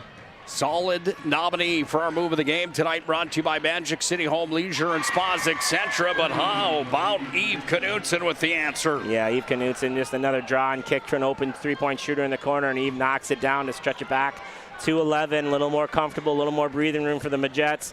See if Bismarck High can answer. Inside the paint, scrum for the basketball. There's a foul on the play. Foul's going to be charged on Eve Knutson, I do believe.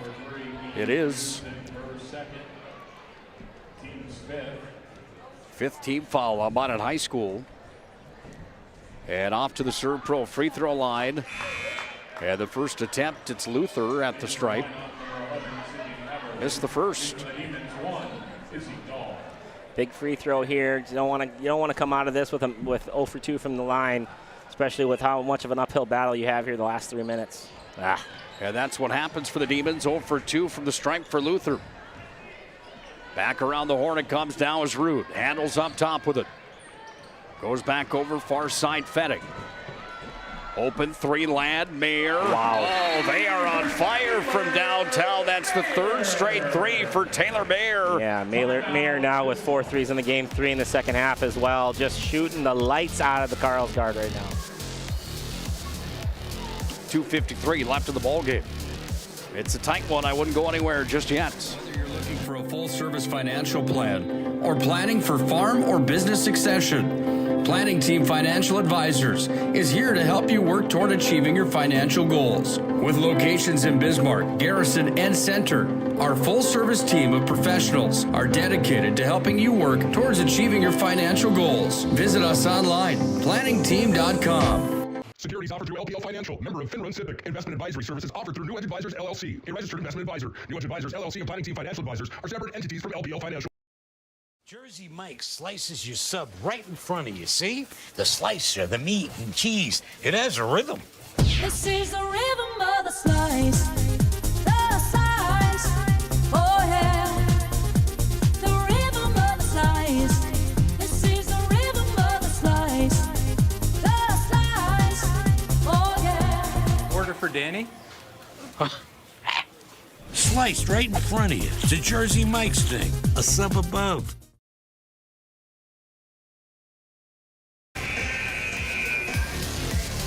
14 three-pointers have been made in the second half collectively between Bismarck High and Minot High. The Majettes have 6 of them.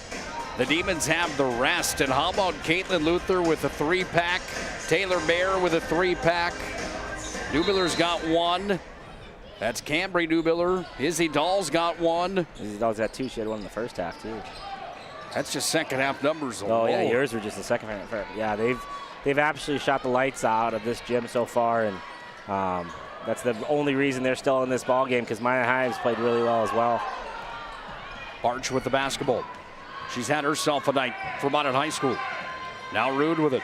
Sends it back up top. Speaking of nights, Knutson, nothing but net. That might be your play of the game. Could be a dagger as Knutson.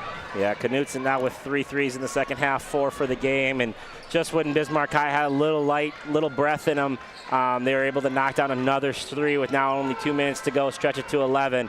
What a big hit for Eve Knutson there. Takes the breath out of this whole gym. Well, it comes right back in because Jordan Rude gets in on the 3-party. What a shot from Rude, and this whole Bismarck team, they got great fight to them, man. They play like their head coach, just like the team last year that got all the way to the championship game. They are competitive, they're fiery, and they are really, really a smart basketball team. Lead back down to 8, then the ball is going to be tossed away. I don't think the rim's been touched on these threes either, Joe. It's been unbelievable. It's been some unbelievable shooting, and Coach Shetler is going to look back at the stats and say, we shot what percentage from the 3 and lost? I mean, this is a team that shoots 27% from the 3 on the year, and they're got to be touching the 50-60 range right now from percentage-wise, and you always hope that when you play like that, you get the dub, but, ooh, that one hit the dot. But tonight, they might come up just a little short, even with what an outstanding performance from the 3. Yeah, I think I looked at the stats before the game. They made 76 threes on the year for 27%. Minot High's made 113 at 35%. 2 completely opposite teams of the spectrum when it comes to three-point shooting in the WDA. But tonight, you could not have guessed that. Yeah, you would go into that one blindfolded. Trying to decide who is the better three-point shooting team, no question about it. And in the second half alone, I'd like to see what the percentage is for Bismarck High School. It's got to be over 50%. And that's not exaggerating at all. If I was exaggerating, I'd say about 75 because I think it's probably more accurate. Jordan Rude's going to be rung up with the foul. Big free throws here, ice the game, minute left, up 8. You know, if you miss this and all of a sudden they make another 3, you're back to that 5-point number. So big free throws here for Everett. The freshman from Minot High is now 3 for 3 from the Serve Pro free throw line.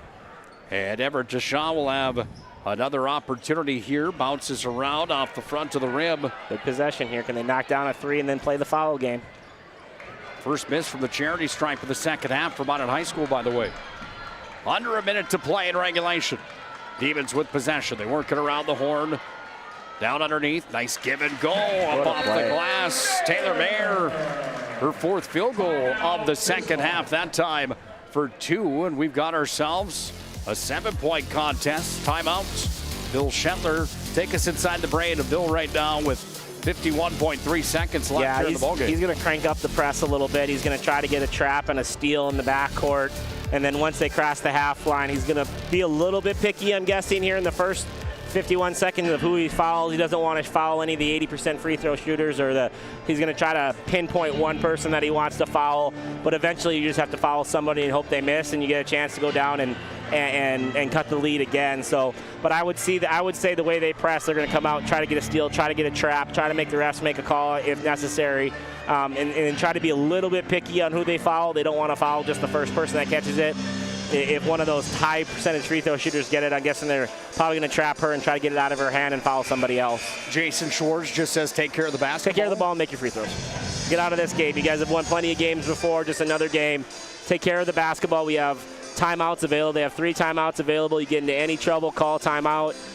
Take a breath, make a play, make your free throws, get back on defense and make it hard on them and don't foul. So, yeah, he's talking to his team calmly. He's giving them the fact that they have 3 timeouts, and he's saying, hey, all 5 of you girls out here can make a free throw. I don't care who it goes to. Just knock them down when you get your chance.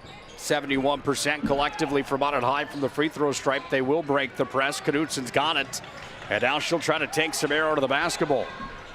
Bill Shetler saying, yeah, turn it on. That's what the Demons do. But Minot High takes some time off the clock, down to 40 seconds left now in the ballgame. Yeah, really good job of, one, breaking the pass without getting fouled, and then moving the ball. Ball moves faster than the dribble, so good job of moving it from Eve to the shot to Barch, and now Barch will go to the line to see if she can't ice this game away. Bouncing around, that one just misses. Barch now 2 for 3 in the ballgame. Yeah, now you got it. Now Coach Shetler's in a little bit of a pickle. He has had no timeouts left, so he's going to sub as much as possible here anytime there's a dead ball, just so he can coach his girls on the floor and get them put in the spots that he wants them in. 2 missed free throws. Can we cut this thing to 4 here? Roll down for Barch. 35 seconds Don't left. have time to pick it up like that. You got to move quicker. You got to move quicker. On the drive now, Mayer goes right down Broadway, scoop to the hoop, puts it up and in. Again, no timeouts to stop the clock, so they can take their time inbounding it and get it in slowly or as fast as they want to with all those timeouts. How about the second half here for Taylor Mayer? She had 2 field goals in the first half for 5 points, 3 3-pointers, and then a pair more from Tulane.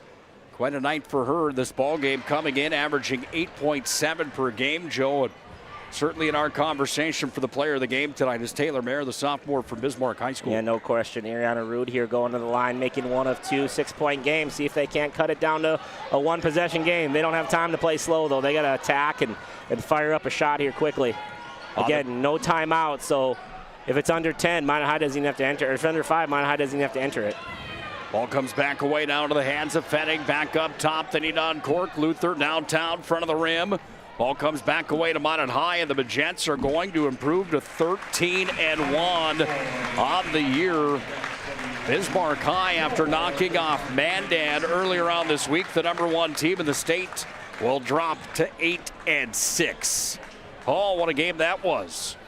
Worth the price of admission without a doubt. We'll come back to our Planning Team Financial Shots Crossroad postgame show. Joe Kittel will have the winning coach and our MVP of the game right when we come back here to the Carl Guard Gymnasium in Bismarck. Today, we deliver more wonderful birthdays at Trinity Health Family Birth Center. We offer all new private, family-centered suites.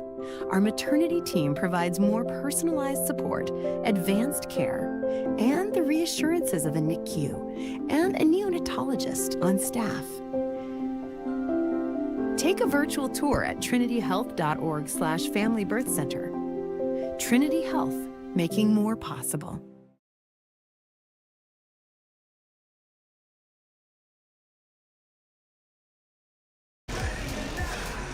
Final score tonight, 71-65. Minot High gets the win. Joe KITTELL is on the floor with the winning coach tonight, Mr. Jason Schwartz.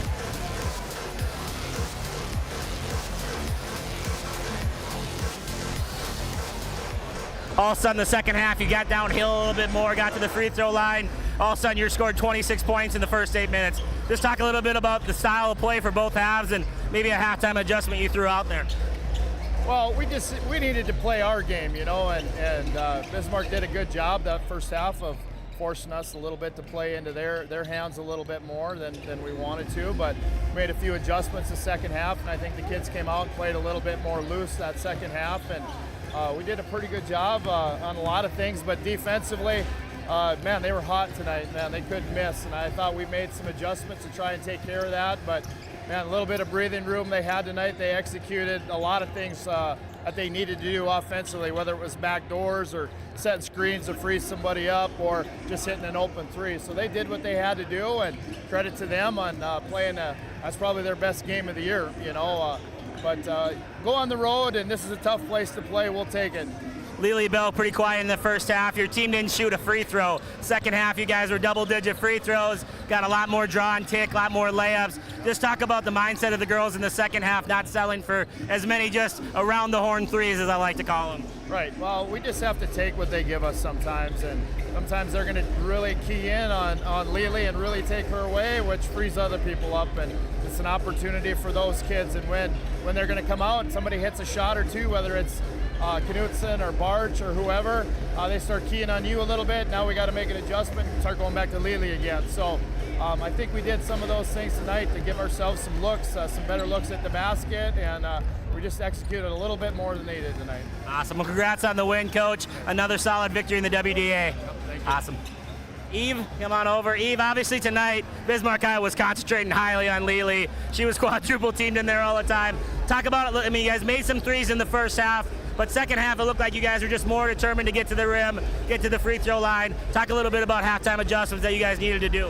We were just trying to move the ball more, just like get it to Lily, obviously, but like move the ball more and get our shooters open, just because our shots were falling tonight, but we weren't getting like our shooters open, so we were just trying to do that. In the second half, it felt like they would hit a three, you guys would hit a three, they would hit a three. What's it like to play in a game where in the first half, scoring was tough, second half it felt like it was easy? What's it feel like to be in a game like that where it's just punch after punch being thrown from behind the arc? Oh, it's so fun when both teams are making threes back and forth, which, I don't know, I just love the energy whenever that happens, so yeah. Awesome. Obviously I haven't had a chance to talk to you. You guys have gone through a lot this year with some injuries. You and some other your teammates are stepping up. What are you guys saying, especially the guards, saying to just keep growing every game? What are the conversations like before, after the game, maybe at practice, just to keep you guys improving as it goes to keep getting to your goals at the end of the year? Just to keep pushing. Like, we've had 2 big losses. So just to keep pushing, driving, like working hard at practice. We've been really focusing on that and just pushing as hard as we can all the time. Awesome. Well, congrats on a big WDA win and remaining on the top of the conference. Thank you. Thanks, Eve. Job well done down there, partner. Joe KITTELL with the winning coach, Jason Schwartz, and with Eve Knutson. What a ball game that was. Again, Minot High improves to a record of 13-1. Bismarck High drops to 8-6. In the conference, the Magents now move to 9-1. The Demons fall to 6-5, 71-65. The final. We'll break it down when we come back to our Planning Team Financial Shots Crossroads postgame show. Plenty to talk about. We'll hand out a few awards, and we'll get you set and ready for the boys matchup. Number 2 against number 3 in the state of North Dakota tonight with Minot High and Bismarck High. Close out the girls matchup when we come back here on the PSP Network. PSP Network is proudly brought to you by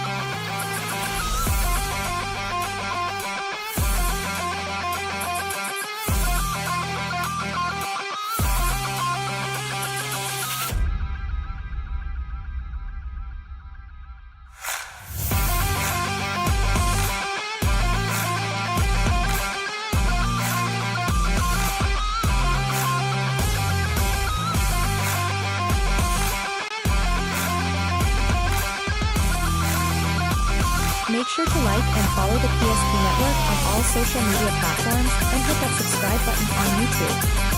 PSP Network. It's game day. Our stylists are trained to understand the nuances of cutting men's hair.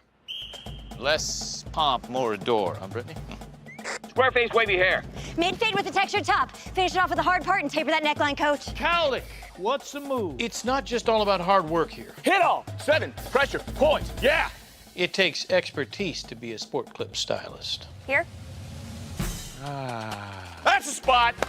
Right there, huh? Sport Clips, the pros in men's hair. Whether you're looking for a full-service financial plan or planning for farm or business succession, Planning Team Financial Advisors is here to help you work toward achieving your financial goals. With locations in Bismarck, Garrison, and Center, our full-service team of professionals are dedicated to helping you work towards achieving your financial goals. Visit us online, planningteam.com. Securities offered through LPL Financial, member of FINRA SIPC. Investment advisory services offered through New Edge Advisors, LLC, a registered investment advisor. New Edge Advisors, LLC, and Planning Team Financial Advisors are separate entities from LPL Financial.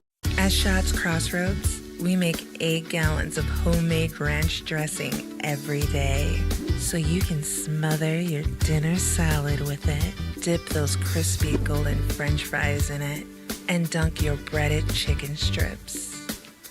You can even cover your... Wait, no. You can't put ranch on steak, or can you? Schatz Crossroads. Don't forget the ranch.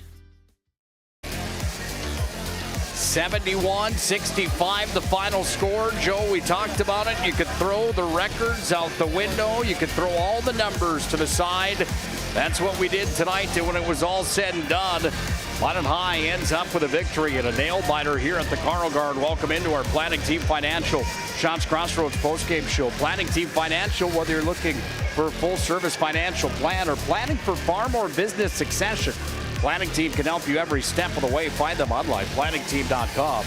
And Schatz Crossroads, home to the famous number 99, where team buses are always welcome at Schatz Crossroads. Joe, your overall thoughts on the ball game tonight? That was quite a dogfight in a shooting gallery in the second half of basketball on both sides. Yeah, no question. I thought Bismarck High played a great pace of play in the first half. Second half, Minot High got hot, but Bismarck High just answered every time. It answered the bell. Minot High stretched the lead out to 11. Bismarck High didn't go away, cutting it back to 6, giving themselves a chance there in the last minute to make some plays. Just came up a little bit short, but Coach Shetler's got to be just... I know obviously you want to win, and that's why you don't worry about the wins and losses so much. You worry more about the process, because I thought the process of this game and how Bismarck High executed a game plan, and then when they needed to make big plays, they kept making the big plays. I think Coach Shetler can be very pleased with the way his team performed tonight. Let's look at the final game numbers presented by Ryan Family Dealerships. Browse their massive inventory online, driveryan.com. With those numbers, here's Mr. Joe KITTELL. Yeah, for the Bismarck Demons, they fall short by 6 points tonight to the Minot High Jets. They were led in scoring from 18 from Taylor Mayer. Taylor had 4 threes, 3 of those coming in the second half. They had 11 points from Caitlin Luther. Luther also had 3 threes in the second half for a total of 11. 10 points from Izzy Dahl. They got 7 points from Miss Jordan Rude. 5 points apiece for both Grace Newman and Regan Newmiller. 3 points apiece, both knocking down a 3-pointer from Taya Feddick and Cambry Newmiller for a total of 65 points. They went 4 for 7 from the free throw line. They made 9 threes in the second half and 13 for the game in the losing effort. For the Minot High Jets, they definitely came out scoring in the second half, putting up big numbers. They were led in scoring tonight by Lily Bell's 23 points, but it was not an easy 23 for her, as she saw constant doubles and triple teams. 16 points apiece for both Kinley Barch and Eve Knutson knocking down big three-pointers in the second half. Eve had 4, as well as Kinley Barch having 4. 6 points tonight for Camden Vardy, both 2 three-pointers in the first half. I think you said those are her first 2 three-pointers of the year, so nice job from Camden. 4 points for Sydney Aberly, 3 points from Everett Deshaw coming off on the free throw line in the second half, and 3 points from Ariana Rude. The big storyline tonight, 16 offensive rebounds for Minot High, and only 2 turnovers in the second half compared to their 8 in the first half. Really were able to take care of the basketball a little bit better and get a few more offensive rebounds, and were able to stretch that lead out and come up with a big road WDA victory. Fun one tonight, no doubt about that. MVP of the game brought to you by our friends at Sport Clips. Sport Clips, home of the MVP haircut experience. Sign in online with a hairstylist today. They are the pros in men's hair. What was it about Eve Knutson's game that had her in that position tonight as MVP? I think there was 3 times tonight. Once she got that big steal in the middle of the floor when it was a 5-point game to stretch it back to 7, wide open by herself. She had a 3-pointer in the corner, knocked her down, and then there at the end to stretch it back to 11 in an 8-point game, 2.5 minutes to go, able to knock down another 3-pointer from the right wing. Thought she was really good. Didn't settle for jump shots. She kind of started the offense driving it in there. So yeah, I thought the steal in the middle of the floor was a big play, and then obviously knocking down 2 clutch 3-pointers in the last 4 minutes when the game was still a little hairy. The game was still up in question, and Eve was able to answer every time Bismarck High knocked a 3. She was able to answer with one. Her and Kinley Barch had as equally as an astounding night. I just thought Eve's big plays all came there late in the half and late in the game.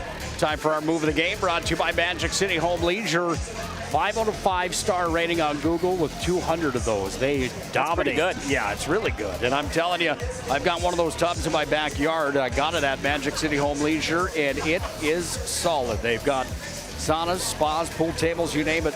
Move of the game tonight brought to you by Magic City Home Leisure. Here's that 3 you're talking about, Joe, with 2.5 left in the ball game. But this opportunity for Minot High right now with Bismarck hitting the shots that they were, that's behind the college stripe. But yeah, that in my mind, that was quite a dagger right there. Yeah, for sure. And in the next possession, Bismarck High hits another 3, gets a stop, and then hits another bucket, cuts it back to a 5-point game. So if she doesn't hit that 3, all momentum's in Bismarck High's hands, and the game might look a little differently here at the end. But Eve was able to answer the question.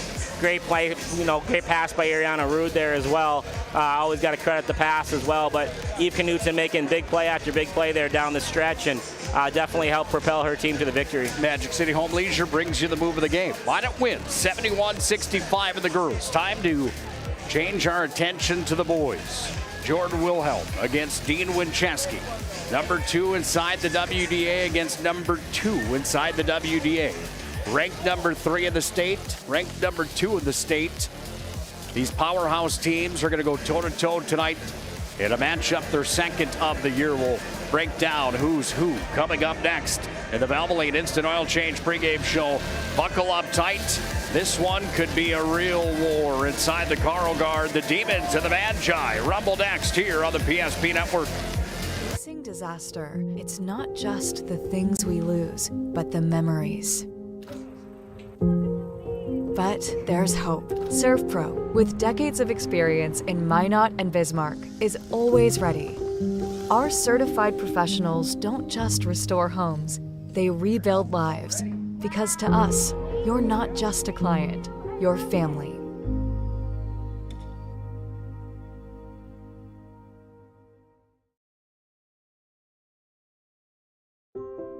Today, we deliver more wonderful birthdays at Trinity Health Family Birth Center. We offer all new private, family-centered suites. Our maternity team provides more personalized support, advanced care, and the reassurances of a NICU and a neonatologist on staff. Take a virtual tour at trinityhealth.org/Family Birth Center. Trinity Health, making more possible.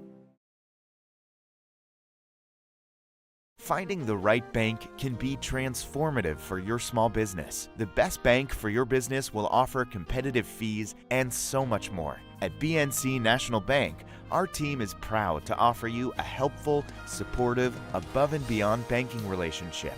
Starting to stress about the complexities of qualifying for a small business loan? BNC can guide you through the process with much less stress and likely far more success. Speak to one of our team members today. Member FDIC. That sinking feeling you get when this happens? That's oil change anxiety. The anxiety of being without a car with a billion things to do. The fear of being overcharged. The stress of not knowing where to go or who to trust. But you never get those feelings at Valvoline Instant Oil Change, where you can watch us work right from your car, and we finish up in about 15 minutes. We changed your oil and did our 18-point safety check. Valvoline Instant Oil Change. Service you can see, experts you can trust. Ziska, look at that hole open up. Oh, Ziska's going to cut free. He's over the 30. Watch the puck. Here comes free. He fires. Same play. Conklin with the slam on his hand.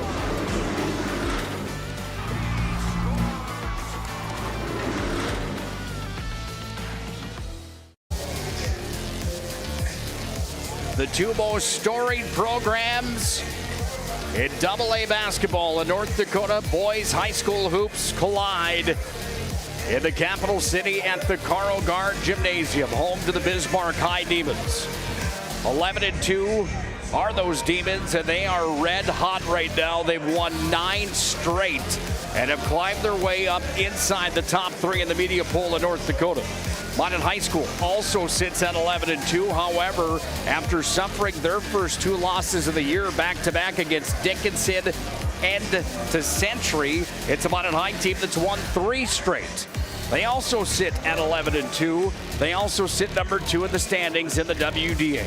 Get ready for the showdown that we look forward to each and every time between the Demons and the Magi. It's a rematch of last year's WDA championship bout at the Event Center. Joe KITTELL on the call with yours truly, Mr. Nick HULBERG. It's our Valvoline Instant Oil Change pregame show. Valvoline Instant Oil Change locations in Minot and Bismarck. They are quick, they're fast, about 15 minutes you're in and out with a fresh oil change, a Valvoline Instant Oil Change. Partner, this showdown is one that we look forward to, and it's always because the rivalry that is Bismarck High, Minot High, especially in high school basketball. We talk about that pedigree. 19 state titles for the Magi, 12 for the Demons.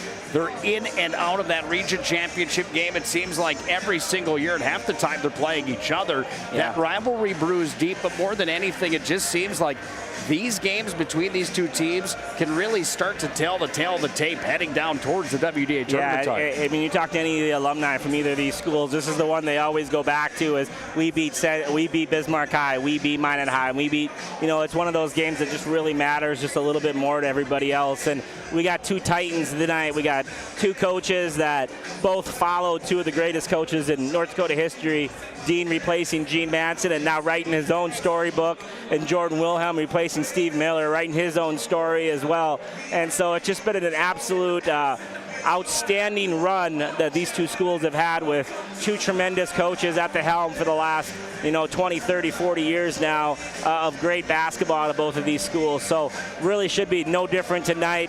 Should see nothing but fireworks all night, and like I said, we got a battle of 2 Titans here. Yeah, not only 2 Titans behind the bench or on the bench, how about the Titans up on the floor? Let's look at our players to watch tonight. Peyton Shell right at the top of the ladder in the WDA for point production. Number 2, we'll look at that graphic next, but Andre Austin not far behind. Andre at the top of the ladder for rebounds, not far behind a Shell in that category, and they're both number 2 in the respective categories on defense of 2.2 blocks for Shell, 2.9 steals for Andre. These are 2 All-West region kids. These are 2 next-level guys. These are 2 of the best players in the entire state, and tonight they lock horns. No question, and they're just a product of their team. If you look at Bismarck High and Minot High and Bismarck High are dead even going into this week for most points scored in the WDA. They're equal.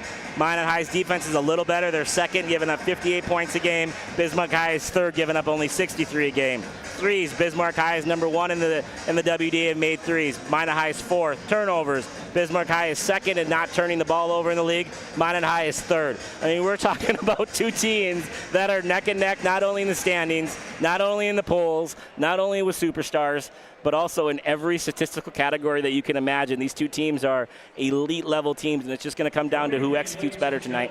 One of the X factors, the young man that you see on your list at number 5 here, Wincheski, two-time All-West Region player, the senior from Minot High, averaging 19.0 points per game.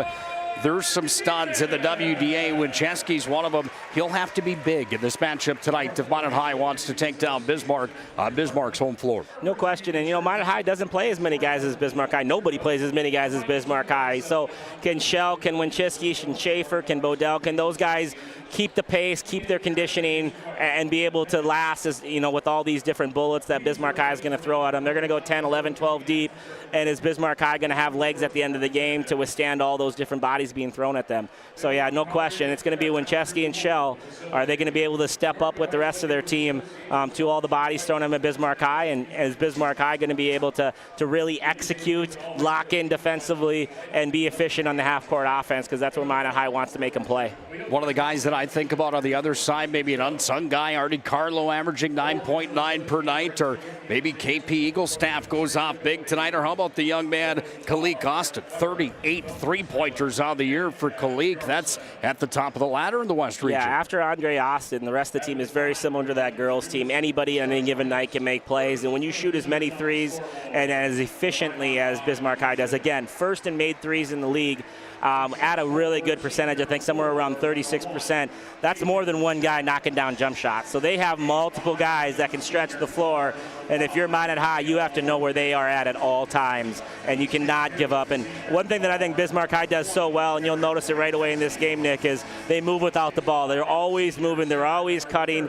They're never standing still. They're never in the same place twice, and it just really occupies the help side defense's mind, and it allows for driving lanes and open threes on a very consistent basis. How much emphasis do you put on this? The media poll brought to you by Jerome's Collision Center in the Magic City. Do you put any emphasis on it if you're Dean Wincheski or Jordan Wilhelm? No, I'm just not a big poll guy, especially in late January. Polls don't decide championships. Games like tonight do, and this is obviously not March. It's not into February, but this is going to set the tone going into the WDDA, especially the second half season of who's for real, who's tight, who's close. Even if this is a two-point game, we're all going to be looking, if this is a two-point game, what are we all going to be saying? I can't wait till they play each other again in the WDA, right? And so polls aren't going to decide this game. Nobody cares who's second or who's third. This game is going to be decided by a lot of young men on the floor, and I'm excited to watch them compete at a high level. 2-3 in the conference. They have identical records of 8-2 in conference play, 11-2 overall. Century has been the team to beat at 10-1, but Bismarck High just knocked them off. Yep.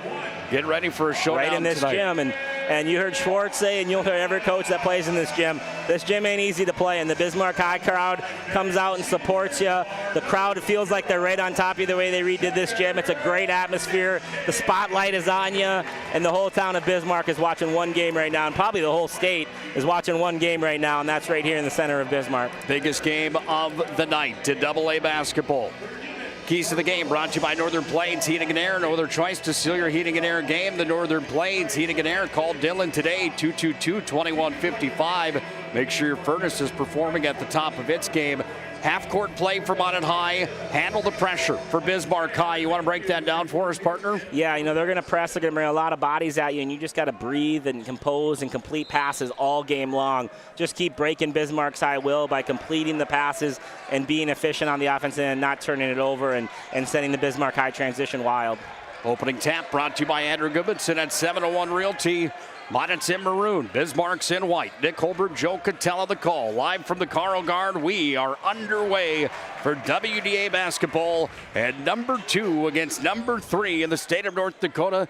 And a rematch from earlier on this year where Minot knocked off the Demons 83-66 at Magic City Campus's gymnasium. Artie Carlo, rebound here for the Demons. Sends it up, tossed it over the head there of Andre Austin. On the play it goes. Minot High will get the ball back on the turnover. As you see Jordan Wilhelm on your screen, the former Bismarck High standout, former UMary standout. 10th year as the head coach of the Demons. And Boy, he's got himself a ball team this year, doesn't he? No question. And every year they seem to reload with their roster. I mean, he's had Gunnar Swanson and Trayson Eaglestaff, a number of players, Connor Hellebus before that, and now it's DeAndre Austin and Carlo and Weston Scott when he gets healthy again. They got a lot of bodies still coming up in this program. Meshke from downtown. First points of the ball game come from behind the three-point line. Demons up by 3. Yeah, you saw that ball, that movement without the ball that I talked about before the game. Meshke just keep moving. All the players cutting and moving and relocating. Meshke gets a little bit of freedom there from the left wing, knocking it down. Derek Winchesky, spin move, kicks it out far side. Now on the drive from on high, Workman sends it back up to Schaefer. You want to talk about unsung heroes? Schaefer certainly one of them. Winchesky downtown, swoosh. Yeah, great answer from Winchesky there. Settling the crowd, settling his team down, knocking down the big 3. Punch for punch right now so far. Last time in Bismarck that you and I had the call of these two teams, it was for the WDA championship. It was Minot High that had the victory at the event center on that night to get another WDA crown. And for the Magi, it was crowned number 20. Shell right to the rack, scrubbing forward. Hardy Carlo takes it from him, and Carlo brings it back across the timeline for Bismarck High School. Yeah, great defense there from Andre Austin, getting vertical there, not fouling, getting his hand straight up to the sky and contesting that shot without fouling. Ross Fisher from downtown, bang, bang. Bismarck High's up by 3 again. Yeah, good job of just moving without the ball from Ross Fisher, losing his defender, knocking down a big 3, like we said in the pregame show. Every player from Bismarck High has the ability and has the green light to knock down 3s. The only difference between the event center and the Carl Guard is Winchesky likes both venues. He's got 5 to pace the Magi. The only difference is the roasted peanuts at the event center. You can't smell the roasted peanuts the whole time. Yeah, and they got a Cold Stone ice cream here instead of Dippin' Dots too. I just saw my son walk by with some Cold Stones. Oh, I like that idea too. Schaefer, good defense there. Same kind of play that Andre Austin just made, getting vertical and guarding without fouling. Peyton Shell from downtown, 39th three-pointer of the year, and Shell gives Minot High their first lead of the ballgame. Yeah, got to find Shell in transition. He's too good not to know where he is at all times. Fisher reverse under the rack, lays it up and in. Fisher's got 5. Yeah, a little bit of a gamble there. Schaefer kind of went a little deep to try to get a steal there, ended up giving Schaefer a wide open layup. Got to make Bismarck High earn everything they get. Can't keep giving them wide open stuff. Winchesky against Austin, a pair of WDA All-Stars. Goes back out to Schaefer. Nice play. Bedell knocked it out with the hand, but Bedell's going to be charged here with the foul as he tried to sweep the basketball away. Yeah, nice box out there from Grady Swanson, and Bedell a little bit too over-eager to get that basketball and definitely sailed over the top of Grady, causing the foul and giving Bismarck High the ball back. Well, if you haven't already done so, make sure to like and follow the PSP Network on all social media platforms. Instagram, Twitter, Facebook. Hit that subscribe button on YouTube if you already haven't. You'd be amazed at how far that goes in our mission of promoting local athletes like Andre Austin. Razzle-dazzle to the rack for his first points of the game. Interesting there, right there. They set a ball screen for Ajay Austin, and Minot High decided to switch it, putting Schaefer on, or I think that was it Schaefer? I think it was Schaefer on Austin, and Schaefer just took advantage of that matchup, getting all the way to the rim. Grayson Schaefer down to the corner, up to Winchesky. Now it comes to Shell.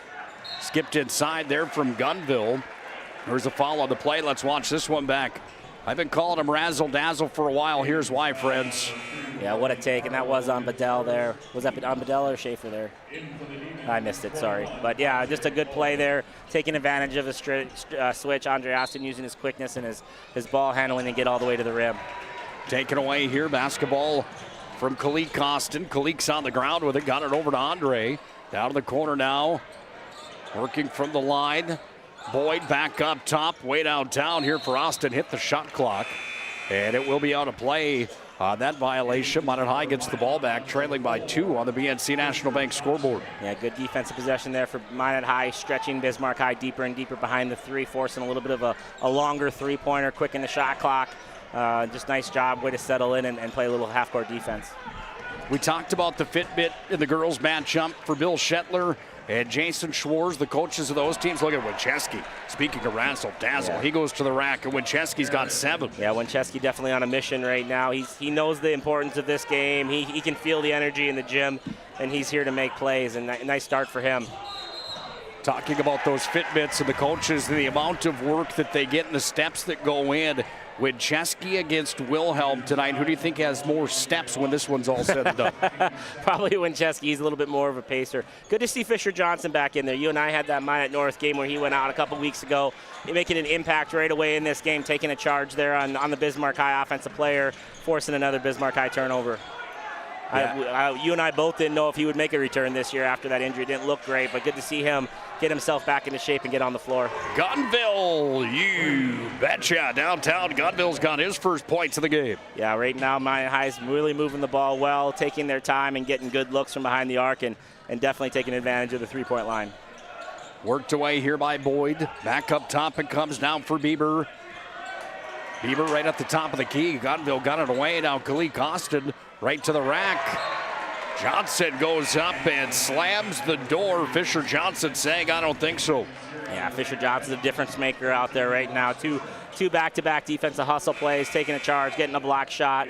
Again, just good to see the young man back on the floor out there competing his butt off and making plays on the defensive end. That situation at Minot North where he ran into the end wall underneath the home hoop. If you actually watch the highlight, which I unfortunately did, he actually twisted it before even getting to the wall, and he just ended up finishing the play in the wall. So yeah, just an unfortunate incident. Luckily, nothing more damaging happened. Right to the rack, lay in on the reverse there for Mason Jensen. Minot High's got the lead at 15-10 on the BNC National Bank scoreboard. Demons want the timeout. It's brought to you by First International Bank and Trust. 12:27 left in a high-tempo first half. We often think of frontiers as pages in a history book, a time gone by. But even in this modern world, there are new frontiers to conquer. Whether you're tending the land to grow a better tomorrow or growing a business for new opportunities, the work you do powers the world. Exploring the frontier means stepping forward, shaping the future for yourself and for those around you. First International Bank and Trust, helping you live first, one step at a time. Tonight's game on the PSP Network brought to you by our friends at the UPS Store. The UPS Store located in South Broadway, the Magic City Marketplace Foods Plaza, for all your packing and shipping needs. 6-pack of games on tonight on the PSP Network. Williston hosting Century. Dickinson's at Minot North tonight. Owen Patterson's got the call of that one with Bryce Gutnick. Dallas Hansen's got the Century matchup at Williston. Joe KITTELL with yours truly, Nick Holberg here in Bismarck. Round the horn, Workman got it over to Gunville. Now Schaefer to Wincheski, down to the baseline. Wincheski to the rack, puts it up and in. Time to give credit where credit due. We talked about the ball movement of BHS moving without the ball. Right now, Minot High is matching that, if not excelling it. Those 5 guys are never standing still, moving without it, taking down screens, and really being active offensively. How about Jager Meshke to the rack, puts it up and in. Kid averages 7.7 per night, and he lays that one off the window with ease. Yeah, right now, the Bismarck High pressure just has not bothered Minot High very much. Only 1 turnover so far in the first 6 minutes here. That's not the style of play Bismarck High wants to see. They want to see a few more turnovers out of Minot High. Wincheski hounded in the lane, got the shot off, went off the front of the rim. Wincheski off to play on Dickinson State University for the Blue Hawks after his high school career. Meshke right down Broadway. Shell's got the basketball. Minot High lucky there. They got kind of mixed up on a switch, and no one went to the ball, and Meshke just wasn't able to complete the layup. Empty possessions, back-to-back trips down the floor for Minot High. That time Jensen missed. Step back 3, Kalik downtown. No, rebound taken away, Gunville.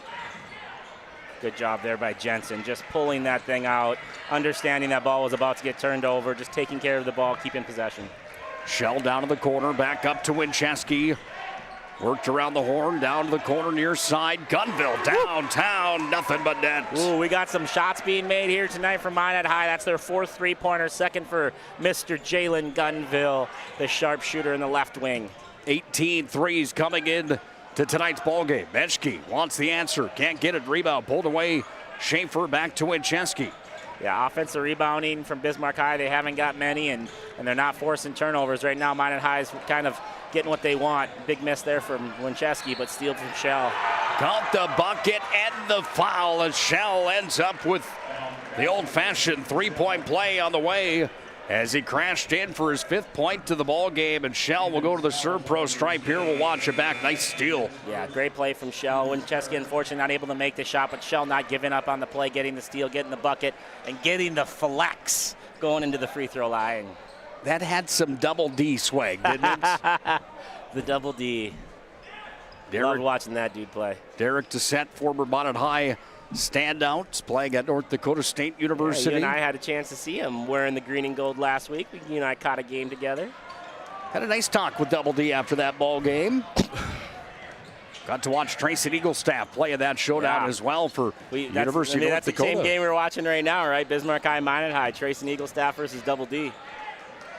In my years of broadcasting, that rivalry will be one that I'll remember forever. Back-to-back Mr. Basketballs right to the rack. Up and in. Najee Boyd's got his first points of the game and the and one coming. Great take from Najee Boyd. First time seeing him in person. And explosive athlete there. Getting to the spin move, getting to the left hand, absorbing the contact, and getting to the free throw line. Good play from Najee Boyd there. Boyd coming in as a 5'9" sophomore, averaging 4.8 points per game. And Najee drops it in. He's got 3 now in the contest. Serve pro stripe visit was good for Najee. Under 10 to play first half. Here comes Schaefer into the paint. He's got the ups. He's got the roll. He's got the points. And Schaefer's first field goal of the contest gives Minot the lead at 24-15. Such a benefit to have a quarterback like Eric Wincheski playing point guard for you out there, breaking the press, getting the ball down the floor, and getting Minot High into a good number situation there in transition. Bieber off the mark, comes to Wincheski. I mean, he is a quarterback right now. If you watch him out there, he's just slicing and dicing the defense, finding the zones, finding the openings, and finding his teammates. How about this play? Workman downtown. No, Wincheski scrumming for it. Wincheski came together with Boyd. No call to play. Artie Carlo's got it as Carlo works it back up top into the hands of Ross Fisher. That's the one Wincheski's got to keep himself a little bit calmer there. You don't want to pick up a dumb foul there and get yourself off the floor. Left hand lay-in. Cale Workman's first points of the ball game.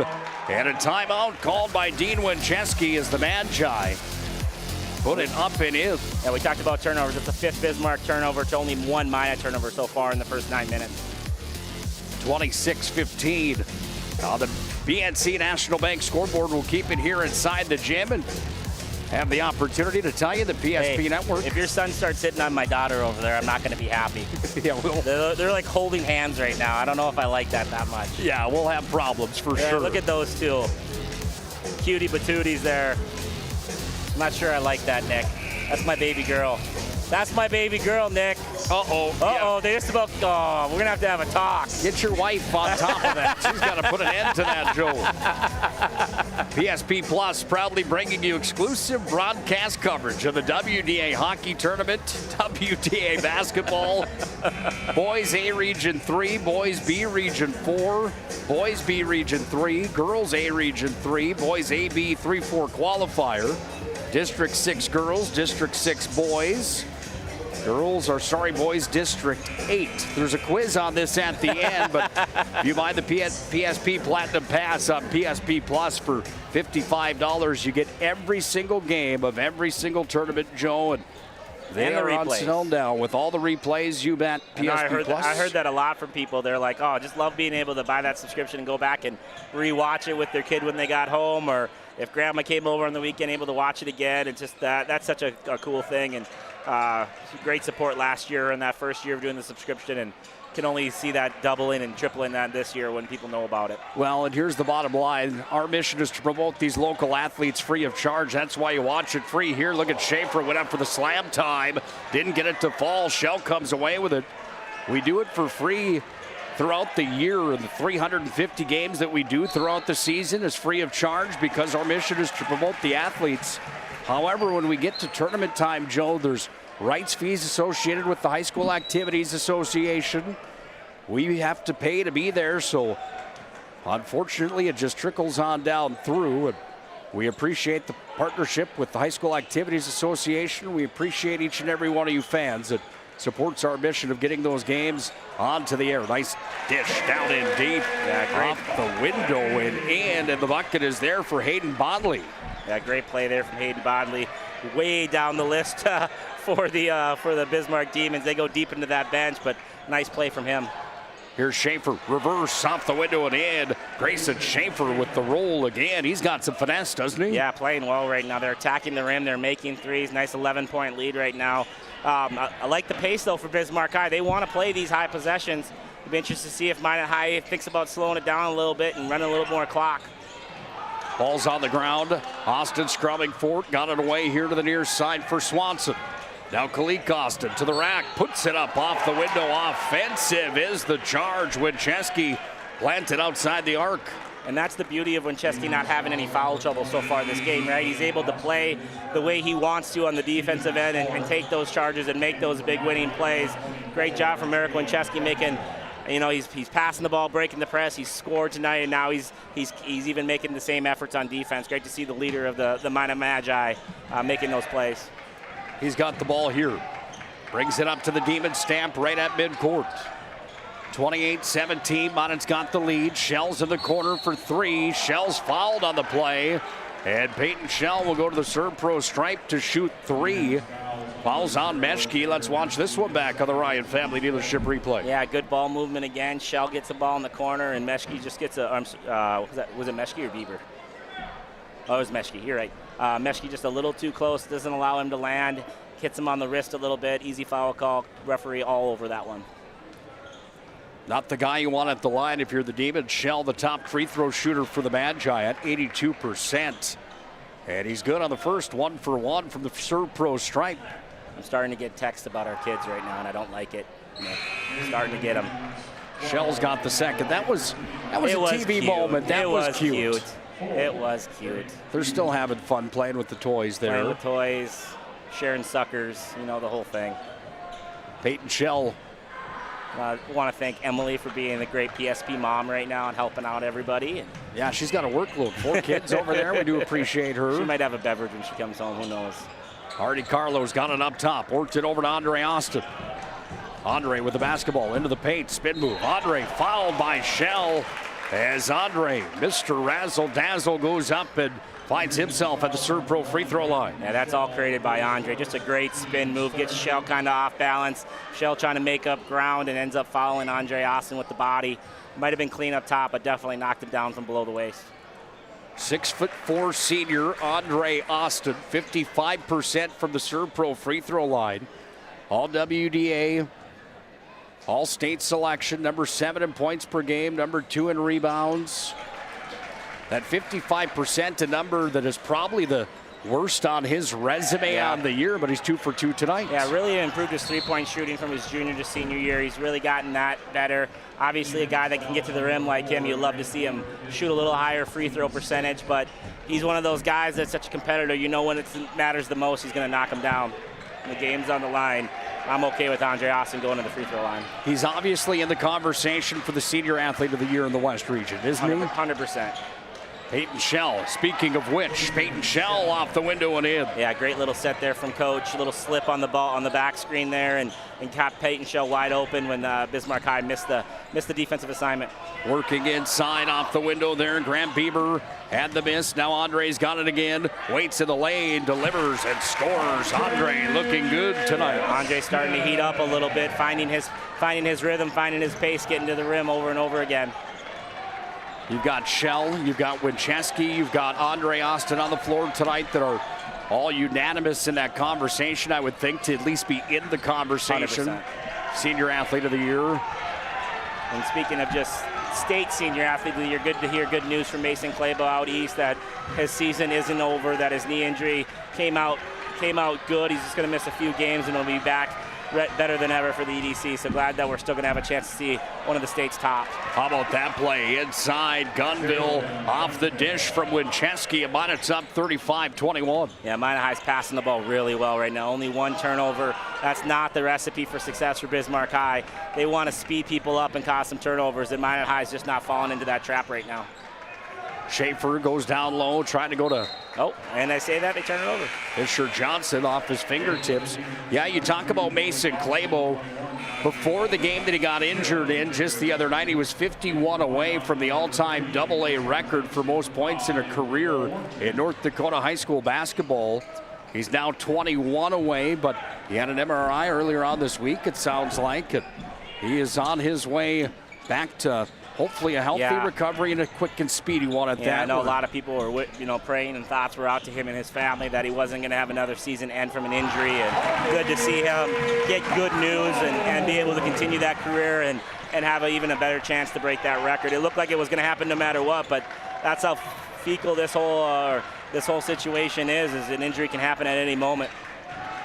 Artie Carlo had the last points for the Demons. Now Gunville from downtown. He's been hot. That one's off the mark, but the ball comes away off the stingy defense for Mason Jensen. Yeah, Mason Jensen, quality minutes so far this game. Not high in the scoring column, but he's definitely made his impact defensively and offensively. 12-point lead for the Magi. Right to the rack. That one just off the mark from Boyd. Run and gun again for the Magi. It's a track meet up and down here as it's going to be taken by Workman up top now into the hands of Winchesky. Workman from the elbow. Around the horn it comes. Winchesky three-land. Rolled in and out. He was robbed. Yeah, good look there from Winchesky. Good ball movement from the Magi, moving it from side to side. Able to just get a good look, just not able to knock it down. Carlo downtown. No. Rebound Winchesky. Back it comes now to Cale Workman. And Minot High doing a good job of closing out and closing up space on those three-point shooters, not giving them as much room as they want. Turnover. Hang on tight. Andre Austin went up for the slam time. He missed it. Yeah, kind of everybody got caught watching that, thinking Andre was going to make it, and one player kept playing there, and he's going to be rewarded with some free throws as Meshke. Good job of just following that play and going after the rebound and getting it while getting fouled. Well, Jordan Wilhelm having a conversation here with Andre Austin. Meshke's at the Serve Pro stripe, shooting 66%, nails the first. Just like that, we were talking about turnovers. It was 6-1, now it's 6-3 in just 2 possessions. Bismarck High has that ability to just crank up the heat on you.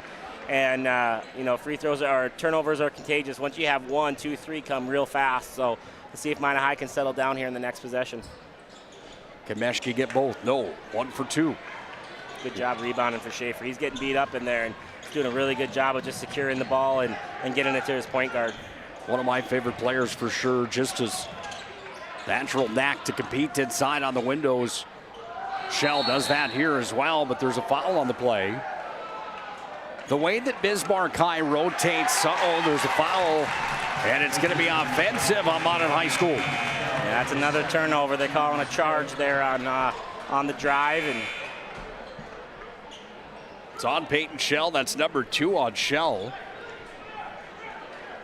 The way that Bismarck High rotates and the amount of guys that come into the ball game for those fresh horses, the only knock on it would be sometimes you can't get as hot, but what it does defensively for you when it's worked to perfection can be a real buzzsaw. Yeah, and they do a good job. Andre Austin and some of the players that get hot, they last a little longer in the game. Tracy Eaglestaff, when he was playing, he got 2 or 3 more rotations than everybody else. They still do a good job of making sure their top players are on the floor. Andre Austin making another play to the rim, keeping his team within reach of this game and going back to the free throw line here. But just like you said, the only other knock on it is radio and PSP announcers' worst nightmare, keeping track of who's on the floor. Andre Austin from the stripe. You forget that I come from the hockey world. That's true. You're a line change guy. Andre gets another one to fall. That one off the front of the rim. 75% in the ball game for Andre. 3.5 to play. First half. 10-point lead for Minot. 35-25.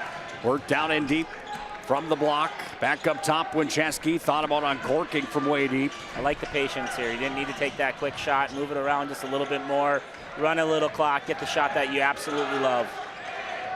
Winchesky with a man in his face off the front of the rim. Kalik Austin down with the rebound. Kalik runs it down the floor to the far side into the hand here of Bieber. Now it's going to be worked by Bieber up top. Switches here with Kalik downtown. Kalik, nothing but net. What a big shot there. That was deep, too. That's a step-back jumper made from the young man, Kalik Austin, the freshman. Big bucket there to cut this thing to 7. If you don't know the name already, you better start Write it putting down. it into your radar. He's got 39 trays on the year now for the freshman Kalik Austin. Yeah, definitely one of those dead-eye shooters. Very consistent from behind the arc. Bismarck High's got Minot High sped up a little bit right now. Let's see if they can go on a little run. Corner pocket three, Bieber, nothing but net. Great transition there. Not settling for the shot. We're going to see a timeout from Coach Winchesky for sure here. Listen to this place come to volume. Back-to-back threes for Bismarck High, the number 2 ranked team in the state of North Dakota. Clawing their way back, they're down by 4 with that banger. Those who dream big. Ackerman Estvold is here with the latest tools and innovations to design smart.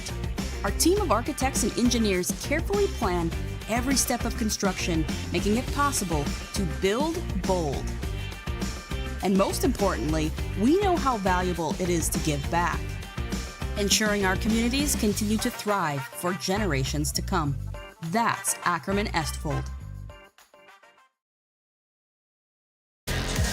Tonight's game on the PSP Network proudly brought to you by our friends at the UPS store located in South Broadway's Marketplace Foods Plaza. The UPS store open 6 days a week for your convenience. Friendly roll on the shot coming from Cale Workman. He's got his second field goal. Yeah, good take from Cale Workman there. Just getting a good look, hitting the floor. Buckle up tight, Joe. Ross Fisher hits another 3 straight for the Demons. Yeah, last 5 minutes, Bismarck High has forced 3 turnovers and cut the lead from double digits down to just 3 points. Just really outworking right now, Minot High, and really cranking up the heat.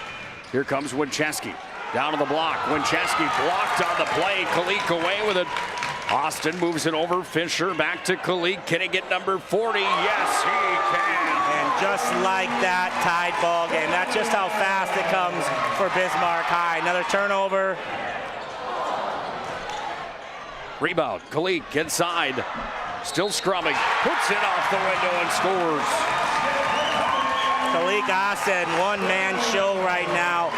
Getting to the rim, making his 3-pointers, doing it all. Minot High's a little razzle on the offensive end. They've really sped up here in the last 5 minutes. And you can tell 5 new turnovers on their chart. Plus, they've seen that 10-point lead dwindle to a 2-point deficit. Right on cue, talking about the freshman that you need to have on your radar. He also shoots 78% from the stripe, and the Demons have the lead at 40-37 on the BNC National Bank scoreboard. Another turnover coming. Who gets the basketball? That's a good call there. Well, this place, as Todd Domries would say, has a bit of a lather to it right now, doesn't it? It does.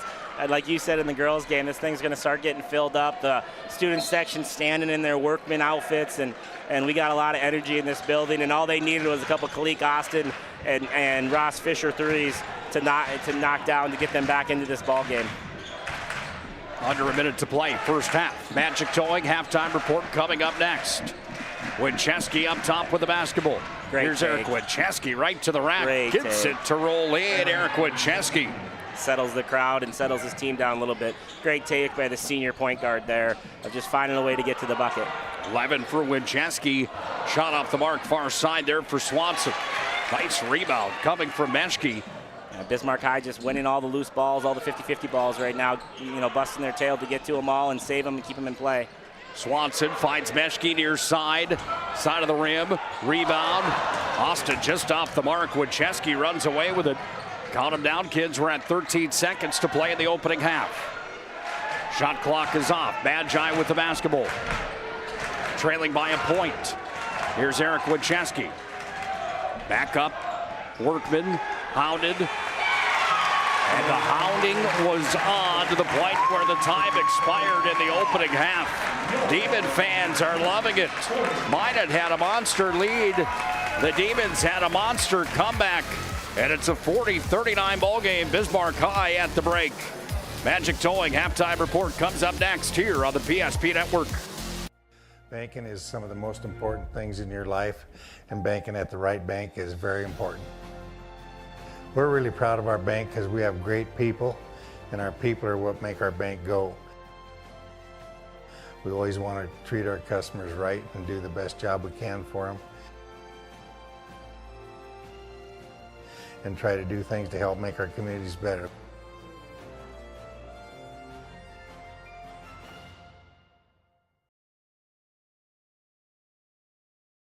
presentation on the PSP Network is proudly brought to you by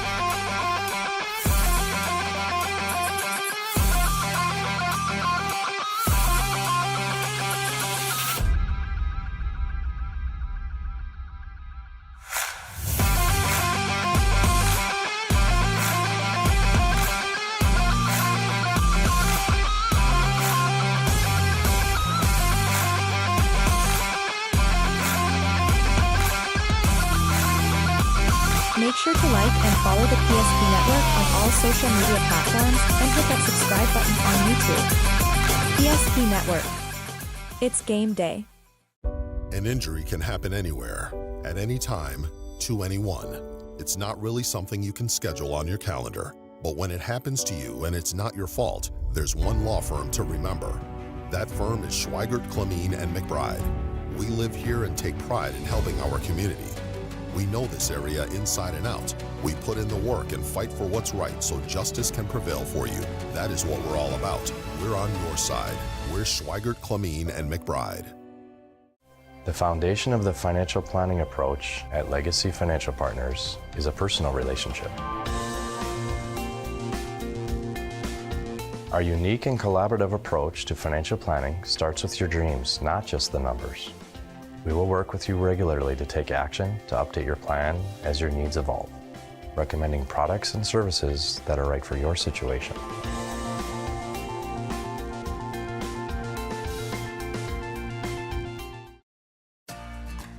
For decades, Nodak Insurance Company has been serving our state's residents in good times and challenging times.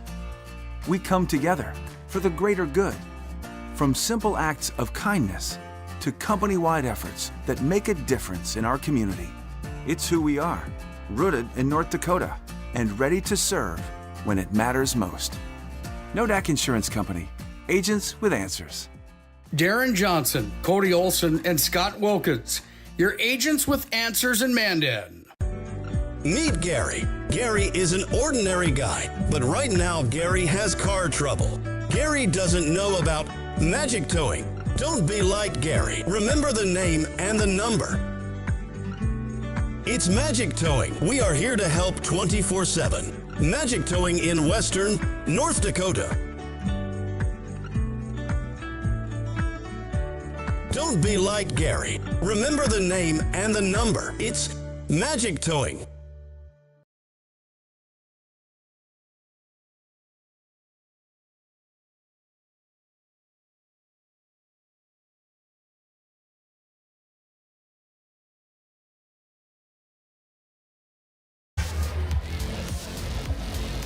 Magic Towing halftime report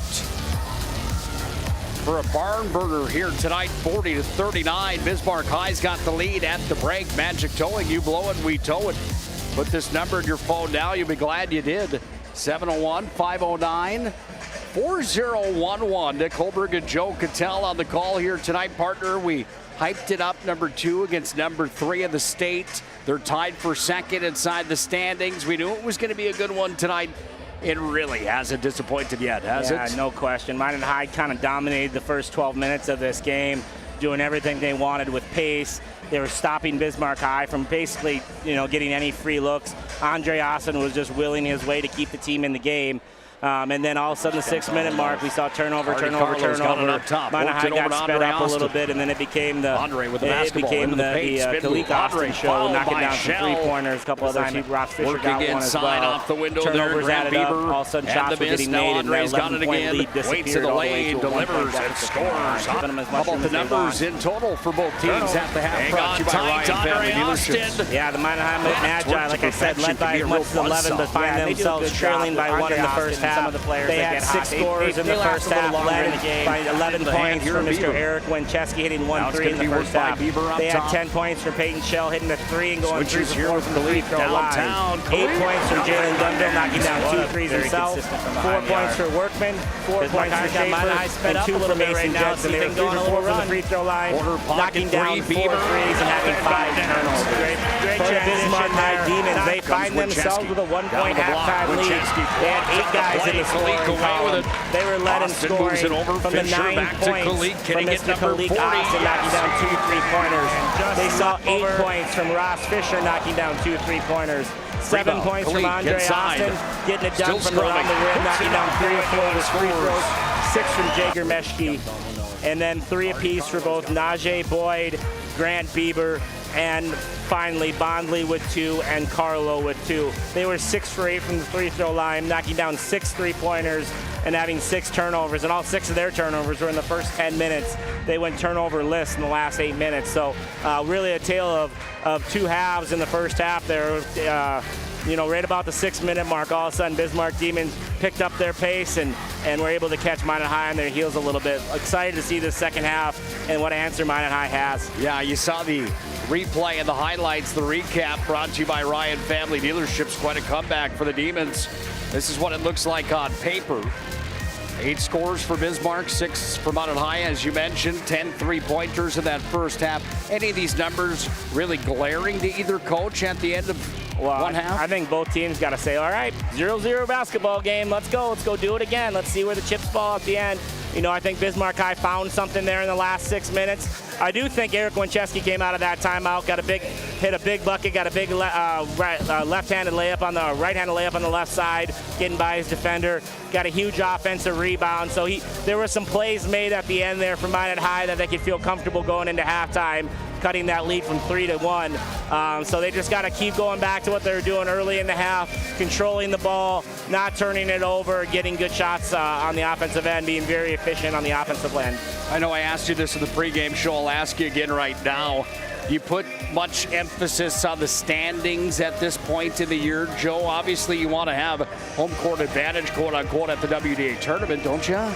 It's just what color uniform you wear. I honestly, and I don't want to downplay it at all, but I don't think anybody in this gym gives 2 iotas whether they're second or third right now, because the winner's going to be second tomorrow and the loser's going to be third. It doesn't matter what they came into the night as. So this game is just going to come down to all the individuals wearing the jerseys and lacing up the sneakers, and it should be a really exciting battle, and I don't expect anything but a tight ball game here down the stretch. Is it fair to say that the top 6 inside the WDA really have an opportunity when it's all said and done to be at the big dance when it's all said and done? Just looking at the preseason, the WDA dominated the EDC in all matchups other than 1 or 2.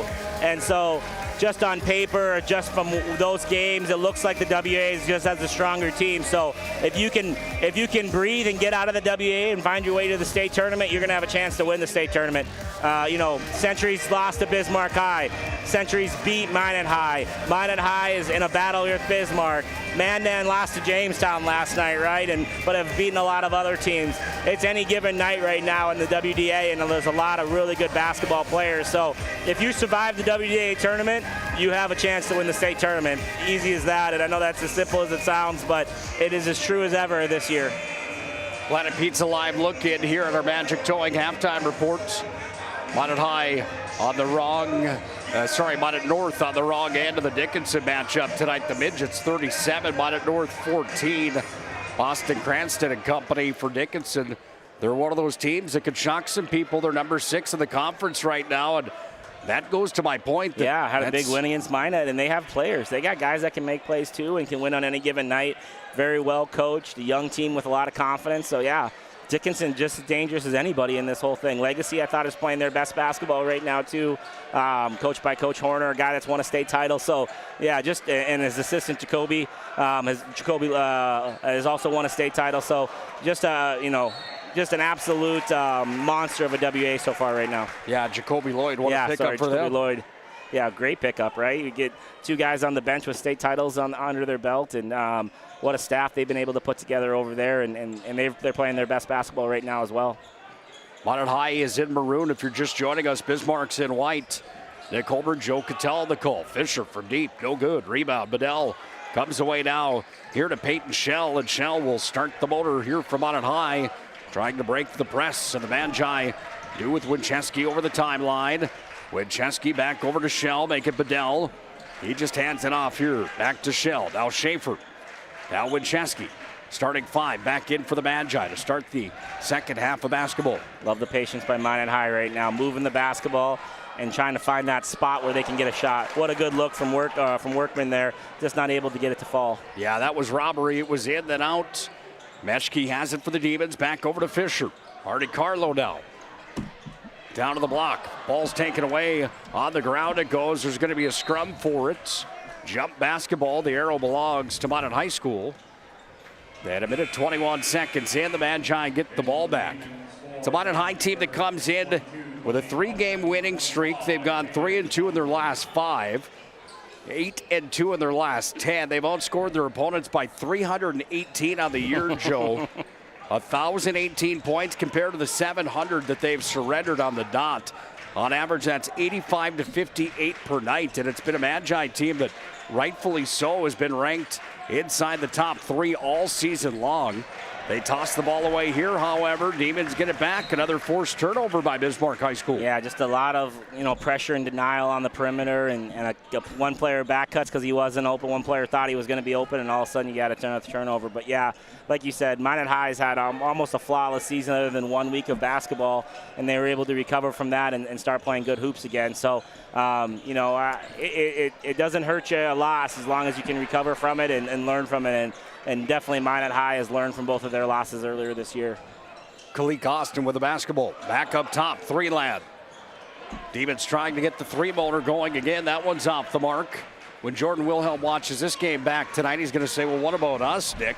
Yeah. The Demons have scored 1,018 points. They've surrendered 759. That's a plus 259 on the year. Yeah, going back to what we talked about again, they're completely equal of how many points they've scored on the year, and their defense is 2 and 3 on the year. So 2 teams that are absolute titans right now in the WDA. Speaking of titans, there's Andre Austin again. Andre up to 9 now in the ball game.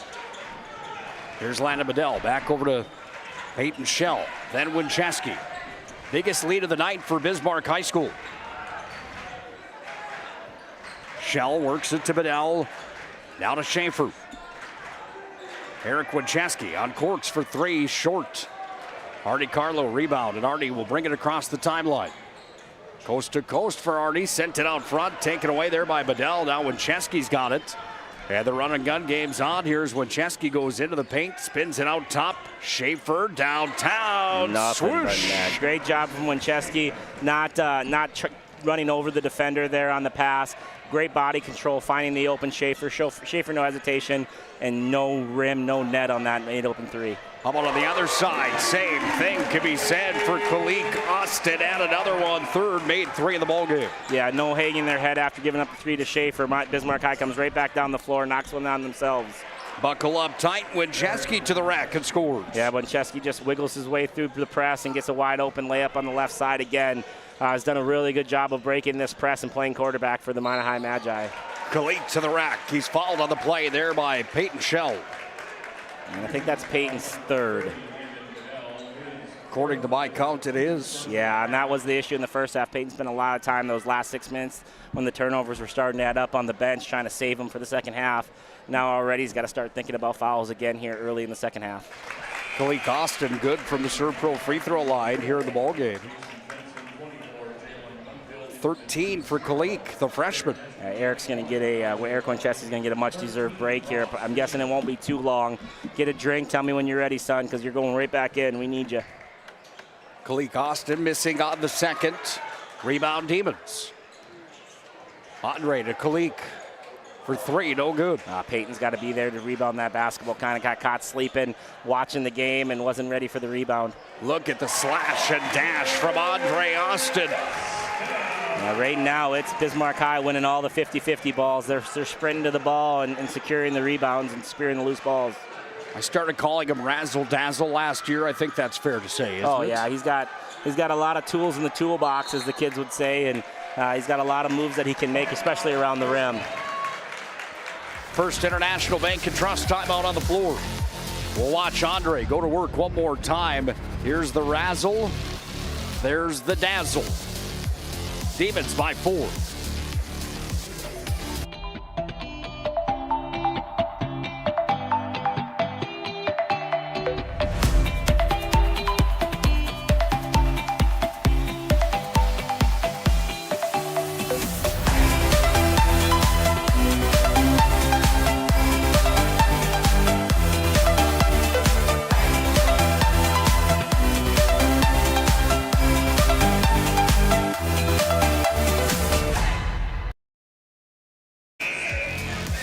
PSP Network proud to announce that PSP Plus will be carrying 10 tournaments in the winter postseason. Platinum passes are on sale now for PSP Plus and the subscription service to watch North Dakota High School Activities Association postseason events. $54.99 gets you the live games and replays of all 10 tournaments, every single game. Joe, that's quite a savings. About $250 that we put together for you fans at PSP Network. Not to mention how much Dippin' Dots cost if you go to the games. Yeah, travel, hotels, tickets at the gate, you name it. Ball comes away here to the Magi. Johnson right to the rack. Knee seems to be just fine for Fisher as he goes up and scores his first points back. Good take from Fisher there. Nice job of just getting to the rim, attacking, and then again coming out of there without any injury. How about Beshke attacking? He goes up and scores. Yeah, both teams honestly have to get back and be ready to guard as soon as they make a bucket, because the other team's coming downhill on them as fast as possible. So no time to celebrate any makes. Johnson starting to feel it. Fisher Johnson. What a nice thing to be able to have with Eric Winchesky on the bench as Fisher Johnson on the floor. Just another quarterback on the floor for Coach Winchesky, another coach on the floor, getting back-to-back buckets. Andre Austin blocked on the play. We talked about in the ball game coming up before the game here tonight about Peyton Shell, top of the ladder inside of the WDA for blocks, 2.2 per night. Andre with 2.9 steals, but there you see one of those blocks from Peyton Shell, what he's good to do on the defensive side. Yeah, for sure. Peyton has that ability to, with those long arms, to block shots and contest shots. I mean, that his block shot number doesn't even count all the times that people have to readjust their shot midair because he's standing there. Shot clock expires. Do they count the bucket or not here, Joe? They did. And I think Ross Fisher was the recipient of a nice pass. They let the charge go. They let the block charge go there at the end of the buzzer, and Ross Fisher able to knock down the layup. Up top now for Winchesky. Lead remains at 4 for the Demons. In the teeter-totter match in this WDA showdown between two Bismarck 3 Minot High here in AA basketball. Winchesky count the bucket and the foul. Doesn't Winchesky's play right now remind you what Andre Austin did in the first 10 minutes, right? He's just kind of willing his team to stay in the game, getting to the rim, getting to the free throw line, just doing everything he can to keep his team there until they start settling in and making plays themselves. Eric Winchesky to the Serve-Pro free throw stripe, shooting 70% from the line on the season. And the senior All-West Region selection drops it in. Winchesky with 16 now in the ball game. Something to watch here. There's a lot of cuts and action going right in front of the ball. I wouldn't be shocked if you see a Bismarck High moving screen here pretty soon. It's getting real close to kind of chipping, or you know how they do it in football where a wide receiver runs a slant and the other one's going the other way to open up a gap. There's a lot of chips happening out there right now for Bismarck High. I wouldn't be shocked to see one of those moving screens pretty soon. Taken here by the Magi. Workman's pass is blocked away, but it comes back up top. Workman, three-land, dropped it short, and he's going to hear it from the Bismarck High faithful. Student section is here in full force tonight, full Joe. Full force. We're in their workman attire. I know there's a lot of construction sites that would love to sign these guys up for some work this summer if they're interested. They already got the attire, but yeah, definitely going to give it to the cross-state rival. 52-51. Demons are on top. Is it everything you hope for tonight? Oh, this has been great, and it's a battle of two completely different styles, but two great teams, and we're getting everything that we could ask for right now. Andre went to the rack, battled his way through, but now it's Winchesky with the basketball. Here's Eric Winchesky up top, back over to Shell. Corner pocket, Workman for three. That one off the front of the rim. Right back up after it. Off the window and in. Mason Jensen scored. Mason Jensen's minutes have been really good today. I know he's not that guy that's going to probably ever score 12, 14 points, but he's done a really good job of defending, not turning the ball over, and taking care of his opportunities when he gets it. Grady Swanson coming in big. His first points of the ball game are from three-land. Yeah, knocking down the three like his brother Gunnar used to do, that now plays for the Marauders. One of my last recruits to marry. Grady Swanson with a big bucket from the right corner to stretch this thing back to 2. Peyton Shell back to Winchesky. Dribble drive into the paint. Spin move. Jordan Wilhelm wanted to travel. Look at Winchesky scrubbing his way there, and Winchesky's fouled on the play. He looks like a guy that doesn't want to lose this basketball game, doesn't he? He's just doing everything. He's working his tail off. He's played a ton of minutes. And you think about the guys he's going against, those guys are getting a break every 2 minutes, and he's playing almost 32 of this whole game so far. So just an absolute warrior effort right now out of Eric Winchesky. Back to the Serve Pro Strike 24/7 emergency service, trained technicians and advanced technology. Jordan Wilhelm over on the Bismarck High bench.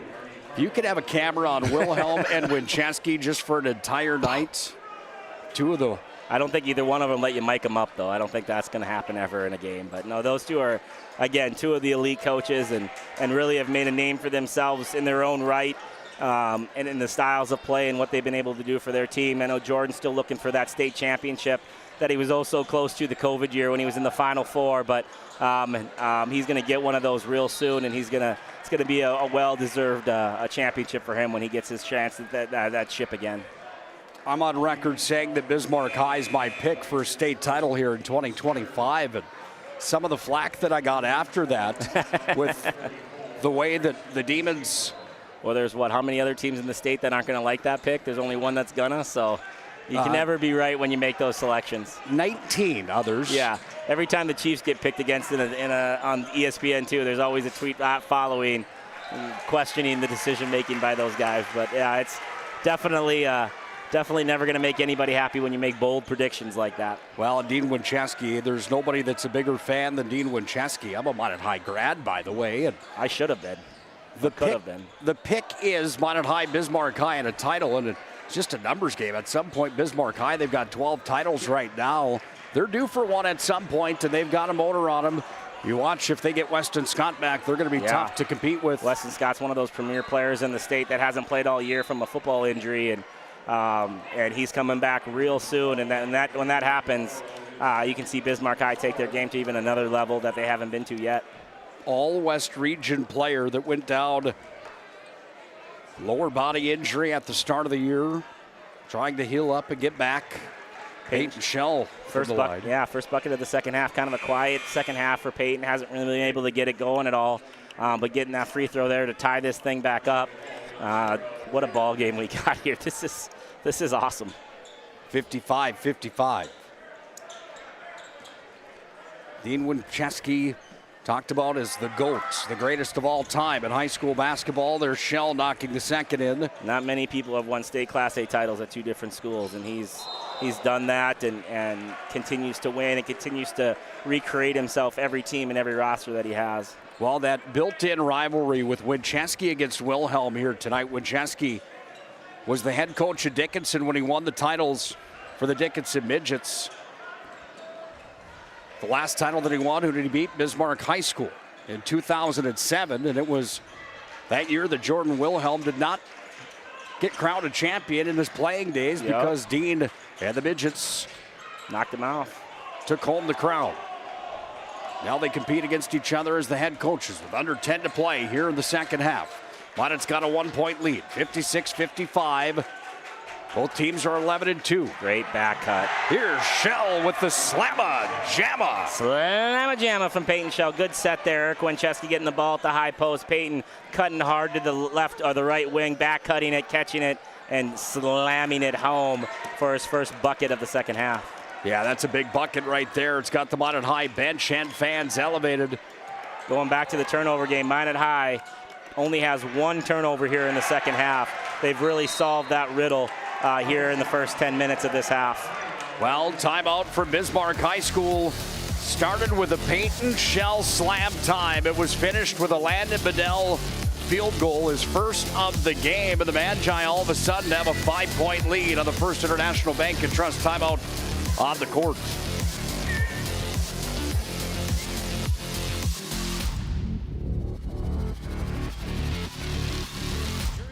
Slices your sub right in front of you, see? The slicer, the meat and cheese, it has a rhythm. This is the rhythm of the slice. The slice. Oh yeah. The rhythm of the slice. This is the rhythm of the slice. The slice. Oh yeah. Order for Danny? Sliced right in front of you. It's a Jersey Mike's thing. A sub above. Well, you saw Peyton Shell with the slam time. He had quite a season, number 2 inside of the WDA as far as point production. And the leaders at the start of the week, it's Newman from Jamestown that's holding that crown right now with 24.6 points per game.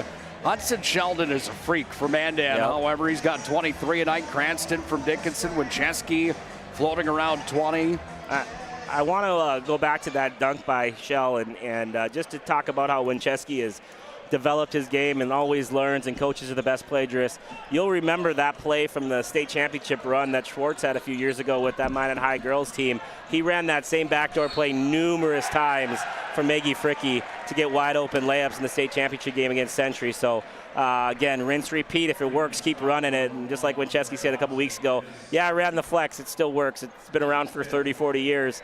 That play has been one in the deep books of Minot High now for a while. Andre Austin went down to the hardwood, Joe. He's slow to get up. He was charged with an offensive on this play, and Andre grabbing the left knee. That's something nobody wants to see inside this venue tonight. No, probably just hit the floor hard. Hopefully he comes up okay. Just going to walk it off and breathe it off. Obviously left the court in his own power, which is always good to see. But great defensive play by Minot High coming out of that timeout, putting the body on the line, taking the charge, getting the basketball back for their team. We talked about it in the girls matchup tonight that Minot High School won 71-65. Bedell inside, count the bucket and the foul. That's a great patience there by Bedell. He gets down, gets his body under control. One dribble, jump stop, a little bit of a shot fake, gets defender in the air, and not only finishes the bucket, but gets rewarded with going to the line to stretch this thing to an 8-point lead. Back in the girls matchup, we talked about the ebbs and the flows in this game of basketball that we all love so much. And to ride that wave and to know that you're going to have to go on some runs, you're going to have to weather some storms. Right now, Minot High has weathered a major Bismarck High storm.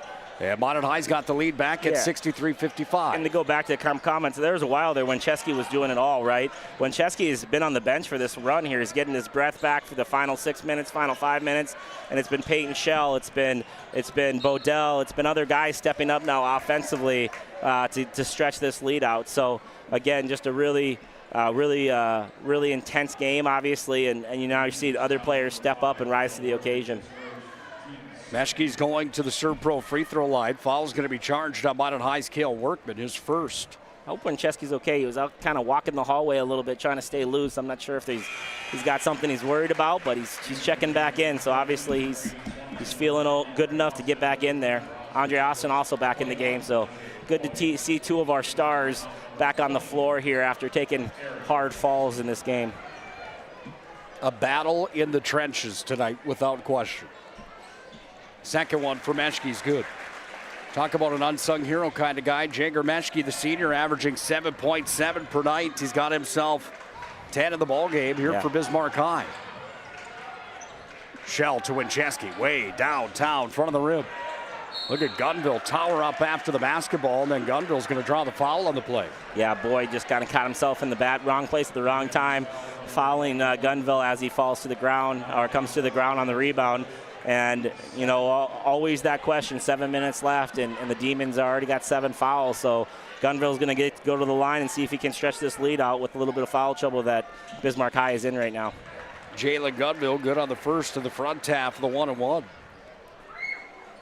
7:39 to play in the ball game. Minot 64-57, excuse me. Gunville, second one, not as fortunate. That one rolls out. Andre Eisen rises to get that rebound, so good to see Andre getting his leaps back after taking that fall a minute ago. Meschke, crafty with it up top at the top of the key. Back over to Andre Austin. Here's Andre.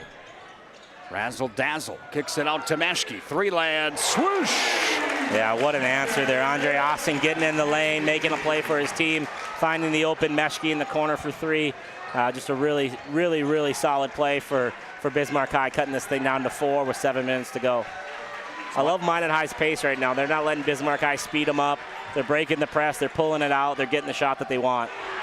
Peyton Shell from downtown, you betcha. Yeah, Peyton Shell with a little back screen there, giving himself a little bit of wiggle room so he's able to get an open 3, and when he gets the opportunity, Peyton knocks it down. Now he's got 17 points on the night. Yeah, that's a candidate for our move of the game after the big Meschke 3 here with under 7 to play.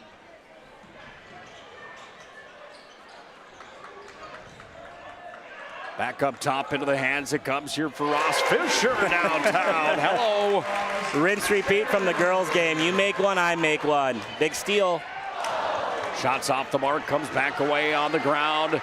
Jump basketball coming. The Demons have the possession arrow. Minot High coaches wanted to travel on the play. Let's watch it back on the Ryan Family Dealerships replay. Yeah, Fisher with the big 3 there, and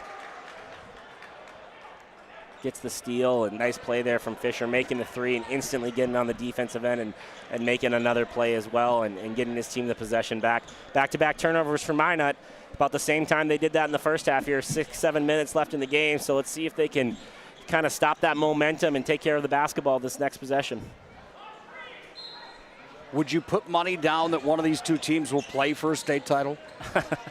First of all, you're not supposed to bet on high school sports, so no, I'm not going to put money down. But no, and all kidding aside, I think they're absolute, the absolute elite. These two, Century, Mason Clable out in Davies, don't look past Mandan.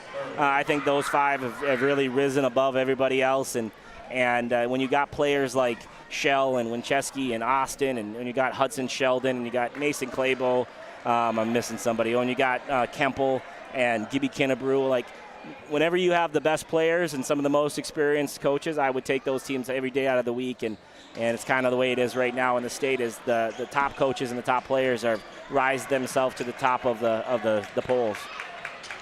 Bieber missed both at the Serve-Pro free throw line. Bedell's got it here from Minot High School. Good catch from Jalen, but turnover anyway. Bismarck High gets the ball back. 3rd straight possession with the turnover. They had an 8-point lead just a minute ago. It cut to 4. Bismarck High ball. Again, back-to-back turnovers. Got to be able to settle down a little bit here. And we got to do it without a lot of timeouts, too, because this is going to be a close game. And I know Coach Winchesty's going to want to save some of those timeouts in case it gets tight down the stretch. 3 left for the Magi, 2 left for the Demons. Tonight's game brought to you by BSN Sports. Deep 3 on its way, no good. Rebound pulled down Shell. Winchesky on the run. One-on-one against Kalik Austin. Waits, stops, pops, scores. So that's the coach on the floor, right? Winchesky gets the ball, shot fakes, gets it on the glass for 2, saves you a timeout because you have a guy on the floor that understands the value of a possession. Great play, rebound from Peyton Shell, and great play by Winchesky getting an easy bucket down the other end. Hardy Carlo. It's been quiet here in the ball game. Moved up top now to Bondley. Deep 3 on its way. Bieber, no. Winchesky, a rebound again. Then to Shell.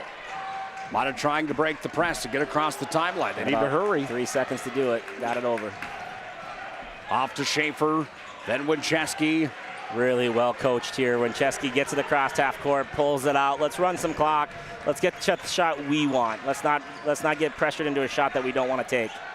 There's Shell inside, scrumming for it. Loose basketball. Bedell on the glass, puts it up, no, gets his own rebound. Bedell brings it back out. Goes back away now to Schaefer. Then to Shell in the corner for three. No good. Rebound pulled down here by Kalik Austin. Trailing by 6 are the Demons. Kalik down to the baseline. Jump shot, floater, no. Back upstairs into the hands. There it goes to Bieber. Now to Andre Austin. Andre against Bedell. Razzle dazzle again. Back over to Arlie Carlo. Bucket goes in, but there's an offensive that's charged on Bismarck High School. And who did it again? Mr. Eric Winchesky taking the charge on the pass, getting himself in perfect position to take that. Andre Austin leaves his feet. Winchesky eats up some ground, is there in plenty of time, and gets the charge call. What a play by Eric Winchesky. That's winning basketball right there. Almost textbook, it looks like, Joe, on the way the feet were planted on that play. Just baited him into leaving his feet to pass, and he was standing there ready for it. First International Bank and Trust timeout on the floor. First International Bank and Trust, proud supporter of our mission of promoting local athletes on the PSP network. Founded in 1910 and growing to serve rural and urban communities across Arizona, Minnesota, North Dakota, and South Dakota. Find them online, FIBT.com. 4:12 left in regulation, 69-63. Manjai on top. We talk about where we're at in the state of North Dakota. Again, the boys poll: Century number 1, Bismarck 2, Minot 3, Davies 4, Mandan 5. Horace dropping out of the poll, but still receiving some votes. This has been touted as the game of the week inside of high school hoops, and it has not disappointed here tonight at the half. Minot High trailed Bismarck by a score of 40-39 after the Demons cut a 13-point deficit in that first half to take the lead back before the break. Yeah, no question. And Minot High, they haven't been flawless. Let's not get it wrong. They've had some turnovers and they've had some miscues, but they've made the plays that they've needed to play, taking charges, getting offensive rebounds, knocking down some plays in their set. Let's see here if they can break the press and then settle down and run a little bit more air out of the ball. Here comes Gunville with the basketball. Gunville hounded on the play. We're going to go to the bonus. Minot High will send Gunville to the ServPro free throw line. ServPro 24/7 emergency service, trained technicians, and advanced technology. It's ServPro. Making free throws is going to be big down the stretch here because there's going to be some opportunities at the line, and if Minot can ice this game from the free throw line, it's going to be a hard task for the Demons to come back in it. Gunville now 2 for 3 in the ball game, all coming in the second half, making 3 for 4. Jalen Gunville. A nice game for him, 11 on the night, making free throws, knocking down threes. Just had a nice, solid night all around. Here's Andre Austin up top, Fisher.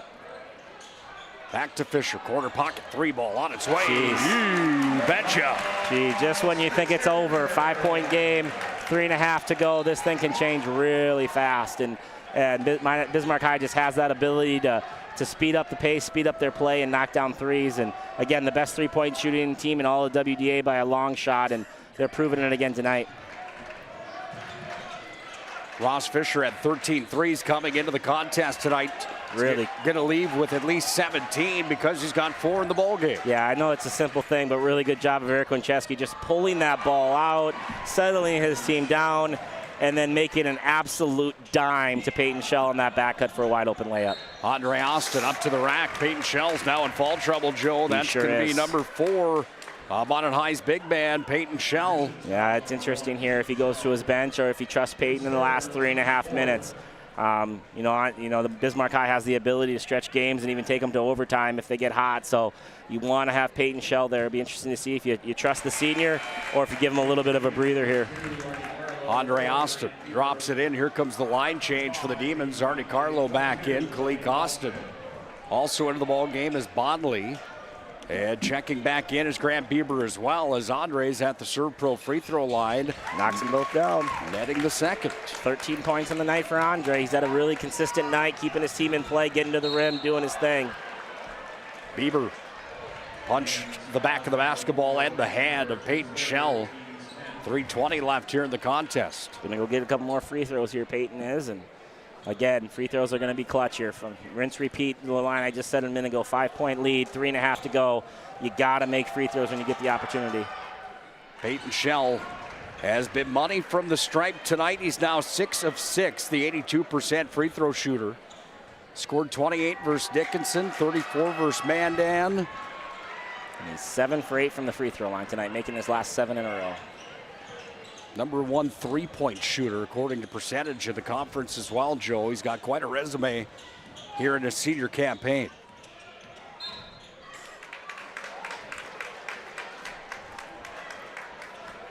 Foul charged here on Gunville. That's number 1 on Jalen Gunville. Andre Austin to put it in with 3:08 to play here in the ballgame. 75-68. That's a wide open Bieber there on the back cut. Could have had an easy 2 points. Bieber thought about the 3. Now he drives in, kicks it back out. Artie Carlo, jump shot. You bet, Artie Carlo. What a bucket there. Nice job from Bieber, not settling for the 3, getting to the rim, and finding Carlo for a 1-dribble pull-up J. Carlo. Again, Bismarck Minot High just doing a good job of taking some air out of the basketball and not being in a rush. Carlo, 2 field goals tonight, 1 in the first half, 1 in the second half. That one was big. Winchesky with the ball. 5-point lead, Minot High School. This is the equivalent of running the football when you're up 7 points in football. Taking the ball out, running some offense, burning the clock, getting an offensive rebound here and there, and just really taking the air out of the basketball.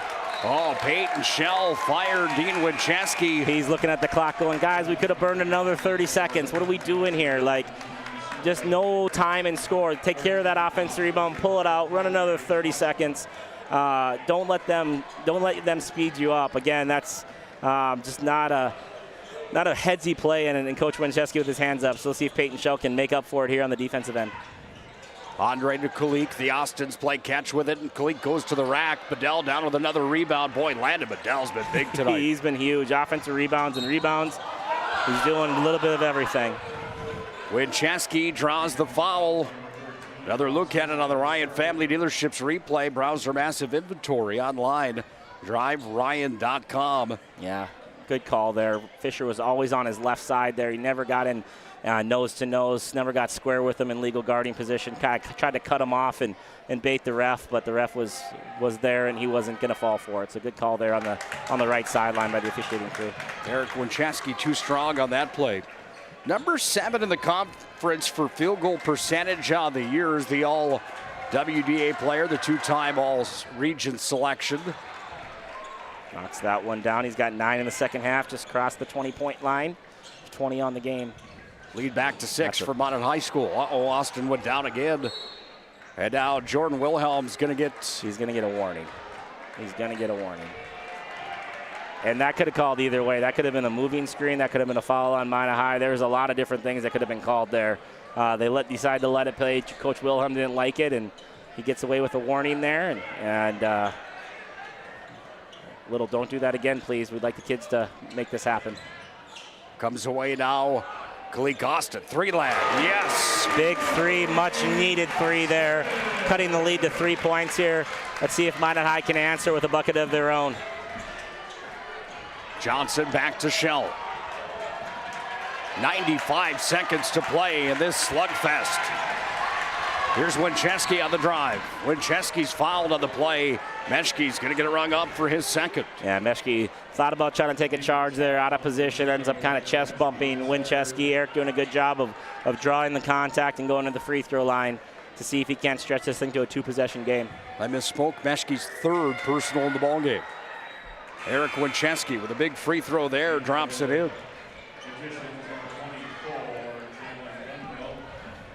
4 for 6 from the stripe in the second half here for Eric Winchesky. Count another one. Yeah, he's now made 3 free throws in a row, 5 for 7 in the second half from the free throw line. Stretches it to a 2-possession game. 80 seconds to play in the ballgame. Austin, corner pocket, 3 on its way. Swanson, no. Kalik Austin had the rebound, got it back to Andre. Andre into the paint, kicks it over. Fisher, that one's off the mark. Comes back to Andre. He uncorks from downtown. Count it. What a play. 3 offensive rebounds in 1 play. Andre did a good job of distributing the ball there to open shooters. That time takes it all on his own, knocks it down with a guy right in his face, so close in his face that he's going to get the extra shot for it and see if he can't cut this to a 1-point game with 1 minute to go. Yeah, he got rocked by Bedell as that one dropped in. And Andre may have just had the play of the game. And we talked about the free throws, percentage of Andre Austin. He's made his last 2, and when it matters the most, Andre Austin sinks it. He's 6 for 7 tonight in this big basketball game to put Bismarck High down 1 with a minute to go. Buckle up tight, just getting good here in the capital city. As Todd Domers would say, we are in the pressure cooker. We're officially there, friends. Hang on tight. Magi, half shell, spin move. Oh, there's a foul on the play, and the Demon fans don't like it. Yeah, Peyton doing a good job of just getting some space there, spinning kind of the razzle-dazzle that we've been talking about with Andre Austin all night, and getting himself to the free throw line here to see if he can't knock down a couple free throws and give them just a little bit of breathing room. The way that Bismarck High shoots the 3, you want to stay up, with a 3-point lead if at all possible. Peyton Shell hasn't missed from the serve pro stripe tonight, Joe. He missed his first. He did miss his first. So he's 3 for 4 in the first half, but he has made his last 8 free throws. He is 8 for 9 from the free throw line, seeing if he can't get 10 here.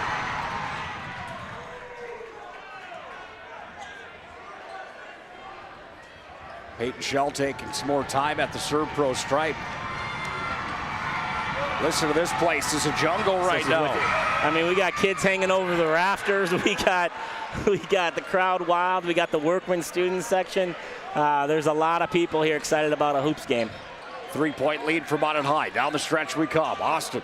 Good defense from Gunville there. Kicks it out. That one just off the mark for Ross Fisher. Minot gets the ball back. Really good defense from Gunville, forcing the pass. Nice closeout. I think it was Winchesky there getting to the corner and contesting that shot, but Heartbreak Hotel, that thing was halfway down. And see if Bismarck High here, they don't need to foul. There's still 2 possessions at least in this game. All they got to do is see if they can't get a turnover or force a tough shot. Shell with the basketball. No need to foul here. Worked off, back over to Johnson. Now Winchesky. Got it back to Shell. Shell back to Winchesky. Brings it back up to Johnson.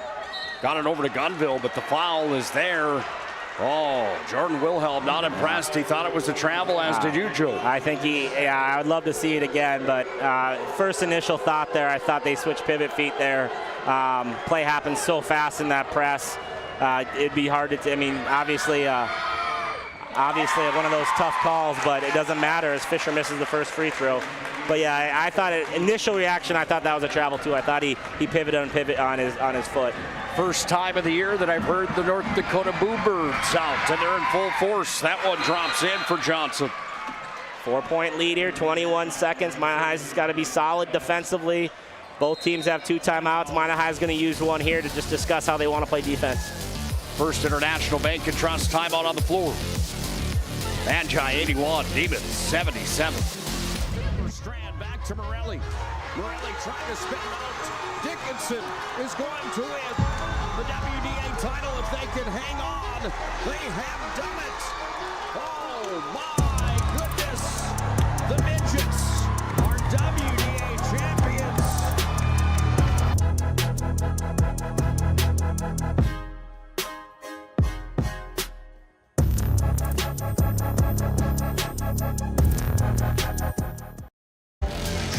Once again, PSP Plus is where you can find the massive tournament schedule. 10 tournaments for you to enjoy, courtesy of PSP Plus. Get those platinum passes now, $54.99.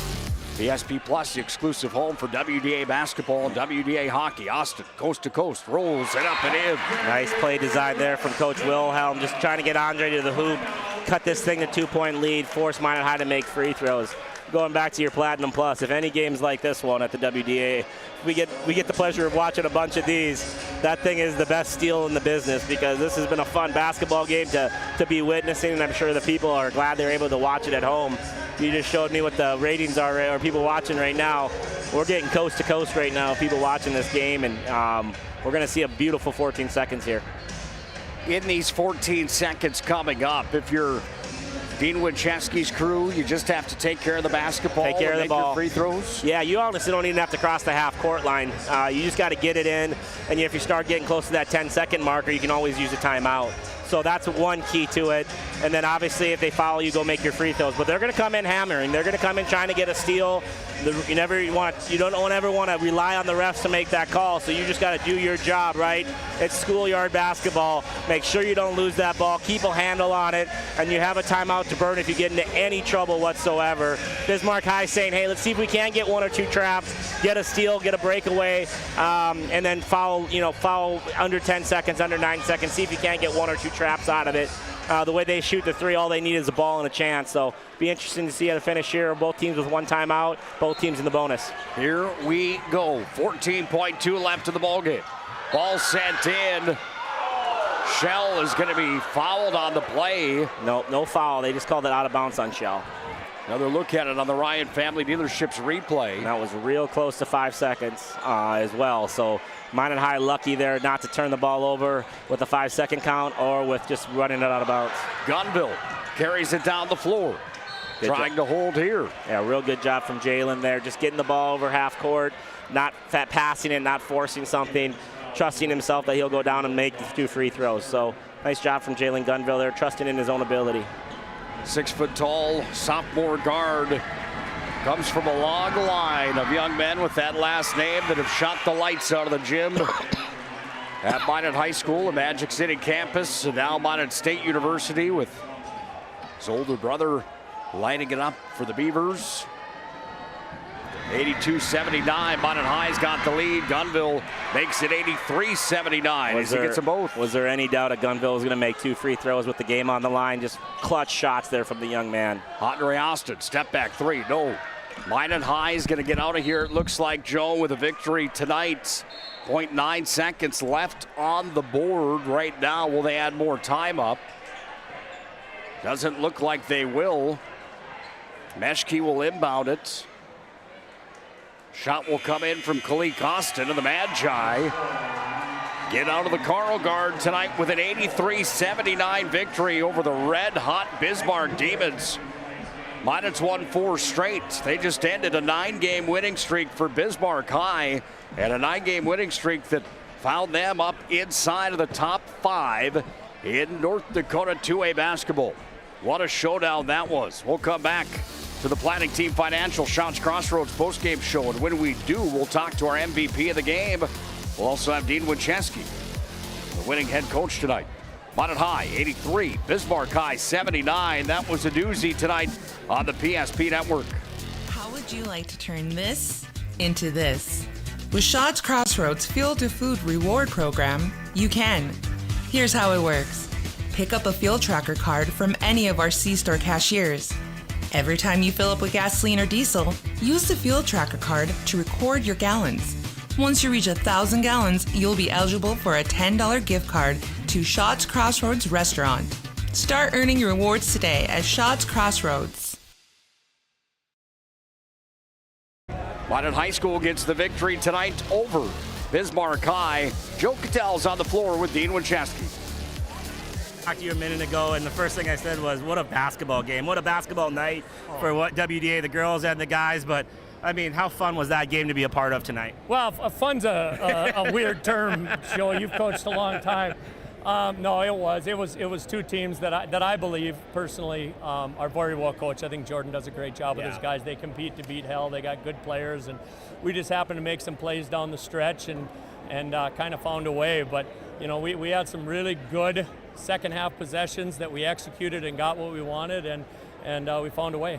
Yeah, I thought in the first half when you guys made your run right away, Andre Austin kind of kept them alive. They made their big comeback with Peyton with a little bit of foul trouble there in the first half. And then the second half, you guys took a while to find your way, but it seemed like your son Eric kept, finding a way to get to the rim and just keeping you within an arm's length, getting you back into the game, and then all of a sudden, everybody kind of contributed and it helped you guys stretch that lead. Just talk about how fun that is for a bunch of guys to execute down the stretch and finish a battle like that. Well, it was frustrating because we had 2 games earlier in the year. We felt like we had opportunities to win, maybe not should have, but had opportunities, and we kind of let slip. And maybe we learned our lesson a little bit about how to take care of some stuff. And then you got to give Jalen and Fisher credit making some big free throws down the stretch, but all of our guys did. And the rebounding that we did in the second half, we let them have a couple late, but long shots and balls flying all over. Yeah. But I'm so proud of our guys to come here, tough place to play and to get a win. You talked about great possessions, and I made a reference. It's like you had like a 6-point lead. It's like running the ball up a touchdown in football, right? You break the press and then just take a breath and pull it back out. I mean, you got one of the best quarterbacks in the country. Your son playing point guard, though. You didn't have to waste one of those timeouts. You only had 2, and Eric was able to kind of settle the forces, get you in some good possessions, find Peyton on a 3, get himself to the rim. Just talk about how nice it is that you don't have to burn a timeout when you get that senior leadership out there. He's been playing for 4 years, and you're able to lean on a kid like him, and not that he's perfect, because he left some plays out there and I know he's frustrated about, but he also, when it mattered, made some very big plays. So, he's a kid that you count on. That's why, like I said, you have seniors, and you put him and Andre and Peyton, and there aren't a lot of better players than those 3 in the state. I mean, obviously there's other guys, but those 3 are as good as they come, and they all lined up and made plays when each team needed them to. Any doubt Jalen Gunville is going to knock those free throws down for you? Absolutely not. Gunvilles don't miss free throws. They just don't miss them. Absolutely. Hey, from you to me, great game, and awesome to see Fisher back out there. I was doing that game a couple weeks ago, and it's just awesome to see him back out there. Yeah, it is. He gives us a lift. He brings us another ball handler, and yeah, it was awesome. So thanks, Joe. I appreciate it. Congrats on the win. Mr. Gunville. I just asked Coach, any doubt that Mr. Gunville was going to make 2 free throws to win the game? He said, I've coached a lot of Gunvilles. They don't miss free throws at the end of the game. Yep. Just talk about your confidence level. They try to get the steal from you there. You're able to cross half court, and you weren't passing that basketball. You're going to the free throw line. Just talk about what was going through your mind there with 14 seconds left. Yep, I just got the ball and saw they were all coming to foul me, and I knew I was going to knock them down, so I just had to come let them foul me and just knocked them down. Obviously, you've had a lot of older brothers that you've witnessed win a lot of basketball games wearing these same colors. Talk about what you've learned from them and the big moments that they've gone through to get yourself in the position to be a huge contributor on a night like tonight. 2 versus 3, 2 Titans battling. What confidence do they give you, or just watching them play, that has been able to contribute to your success on a night like tonight? Yep, just watching them play when I was younger and stuff. Just learning from them everything they do in the clutch, like just not being nervous and everything. Being confident at the end, just got her done. Awesome. How do you feel about this team right now? Obviously, Fisher back helps you guys tremendously. You got a lot of guys step up the last 2 weeks with him out. Feels like you guys got great depth and great chemistry going on right now. How's the Magi feel about it after a night like tonight? Oh, we're feeling great. Having Fisher back's awesome. He's a very key player in our team, and just having him back's great. But yep, our bench players have stepped up great, and it's just awesome to have him back. Awesome, man. Well, congrats on a huge win. What a fun night of basketball in the capital city, and the Magi walk away with a big W. Congrats, buddy. Thank you. Awesome, man. Back to you, Nick. Thank you, Joe. Job well done down there. Congratulations to Jalen Gunville, our MVP of tonight's ball game. Down the stretch, those free throws were clutch as he ended up with 12 points. According to my count here tonight, we'll have the final game numbers. We'll have our move of the game. And plenty more to come at our Planning Team Financial Shots Crossroads postgame. Comes up next as we'll put a cap on the action from the Carl Guard tonight, where Minot High is victorious in both. 71-65 in the girls matchup, 83-79 in the boys. That was a night of hoops, wasn't it? My goodness. Planning Team Financial Shots Crossroads postgame show has more to come when we come back here to Bismarck. On the PSP Network is proudly brought to you by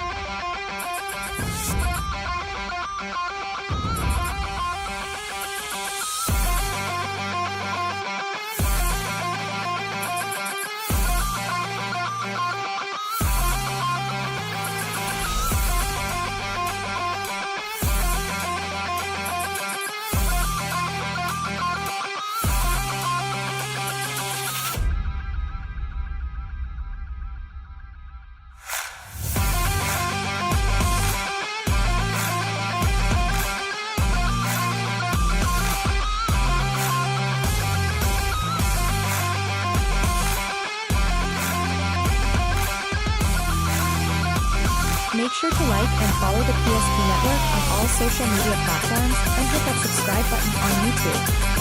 PSP Network. It's game day. Our stylists are trained to understand the nuances of cutting men's hair. Less pomp, more adore, huh, Brittany? Square face, wavy hair. Mid-fade with a textured top. Finish it off with the hard part and taper that neckline, coach. Cowlick, what's the move? It's not just all about hard work here. Hit all. 7. Pressure. Point. Yeah.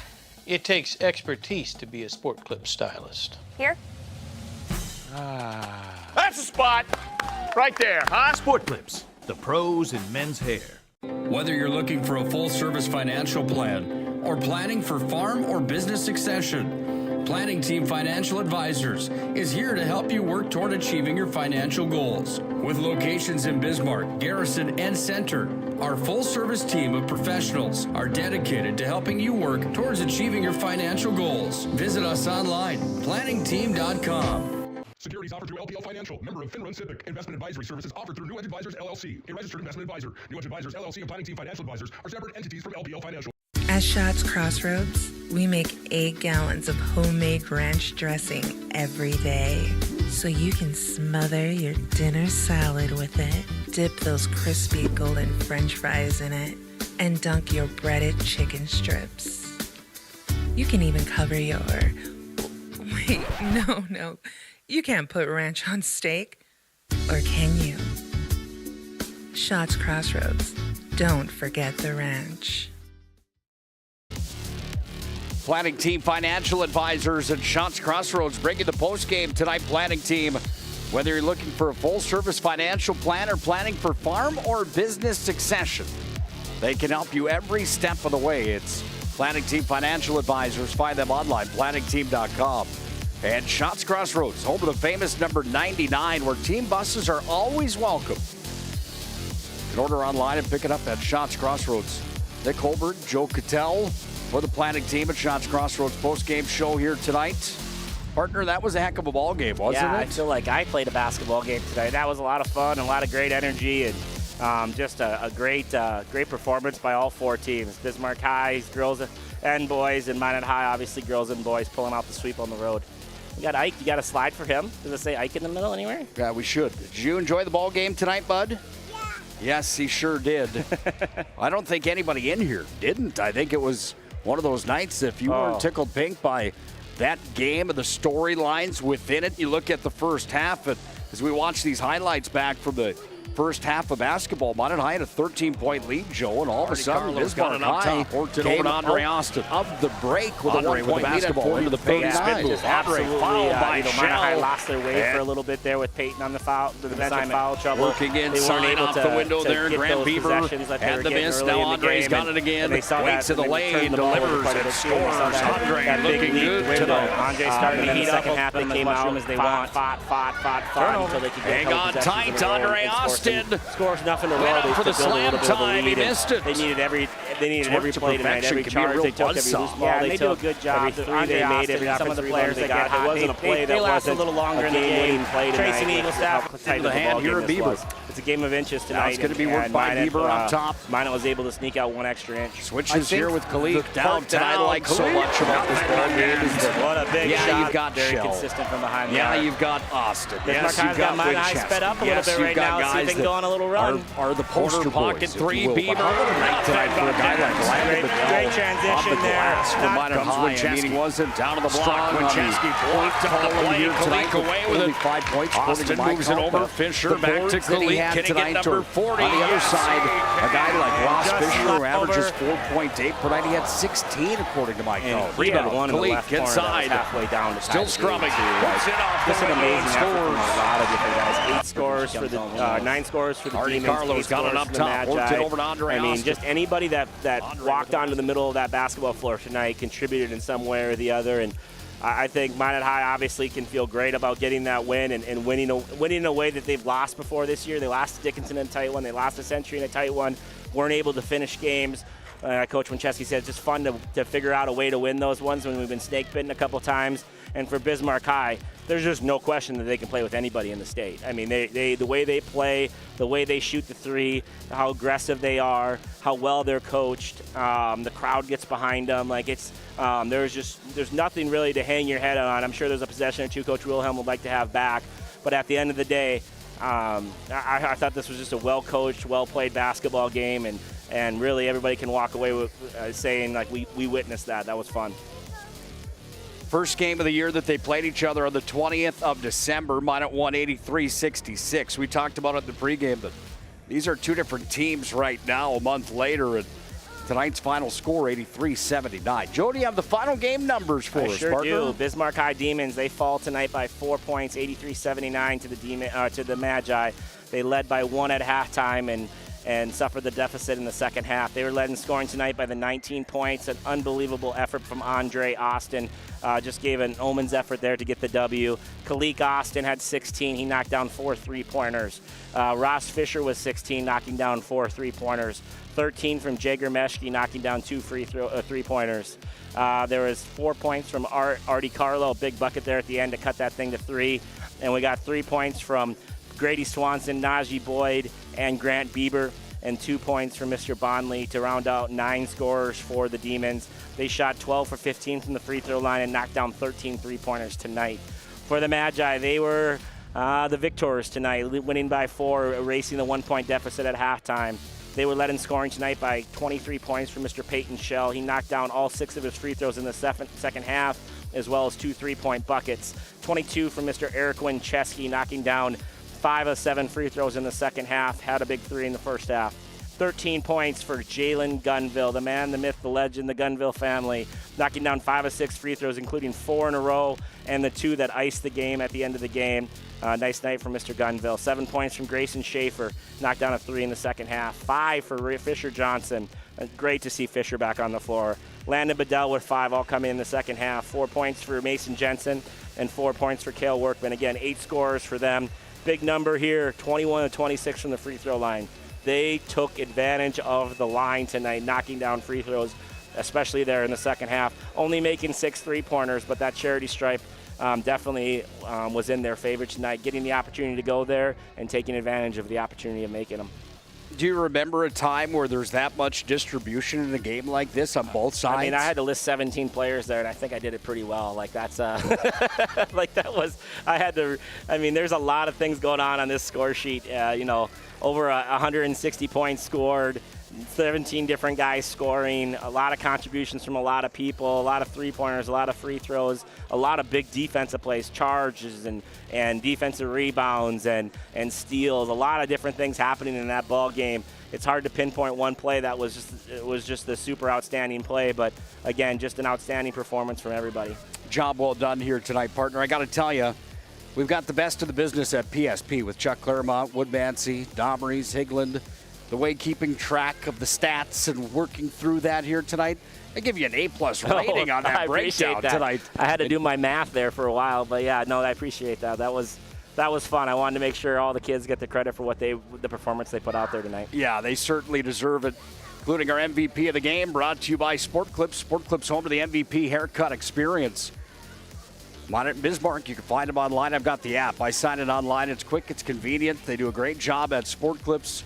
Your choice going with Gunville here tonight, just putting the game on ice and having ice in his veins, probably. Yeah, you know, obviously, Eric Winchesky just gave his whole body tonight to win that basketball game. He was taking charges, diving on the floor, getting knocked down on layup attempts, getting knocked down all game long, playing a heck of a lot of minutes against a team that plays 12, 13 guys and presses the whole time.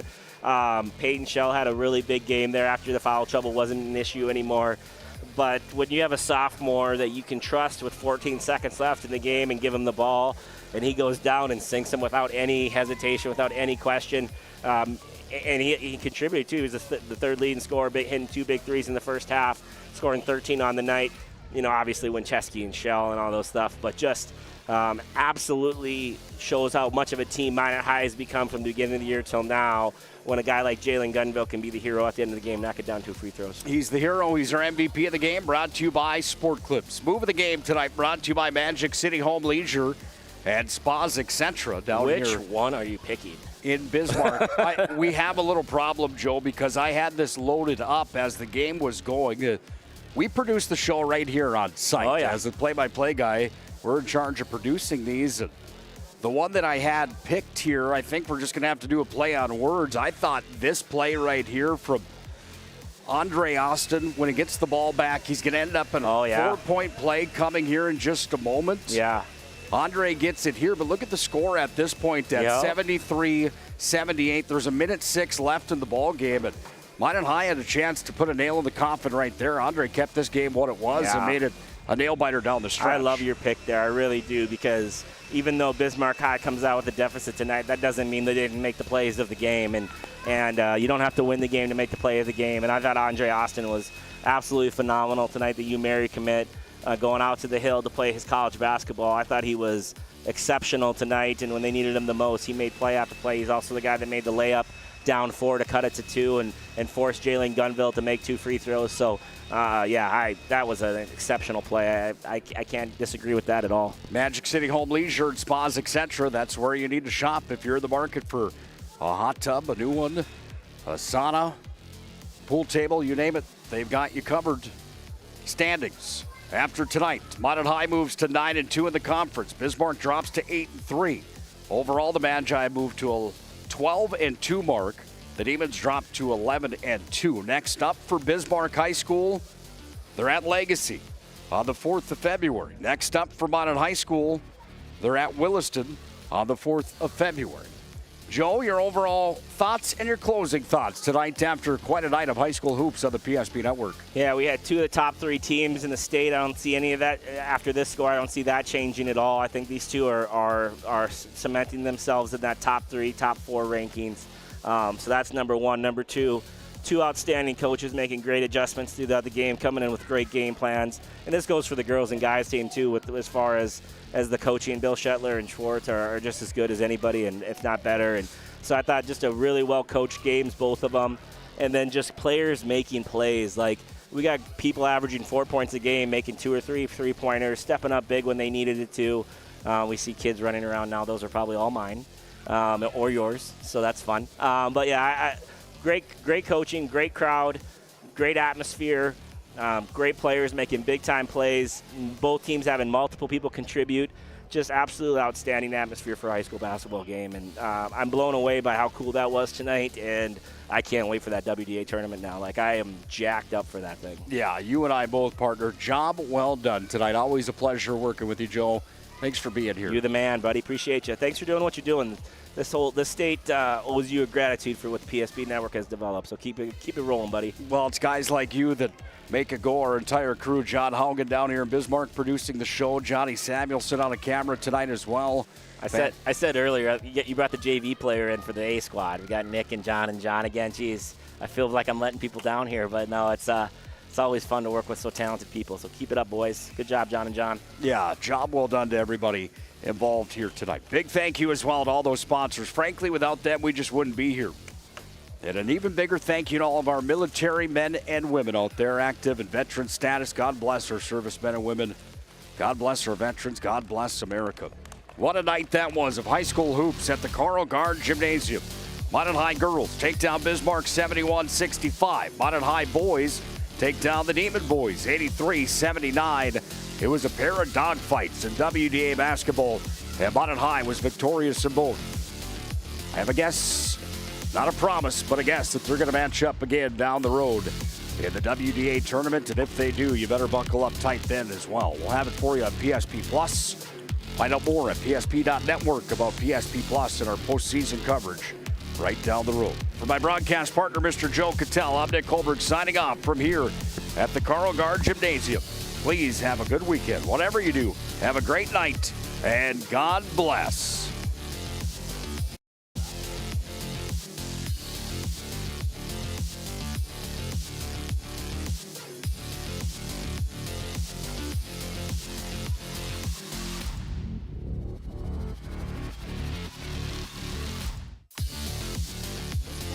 On the PSP Network is proudly brought to you by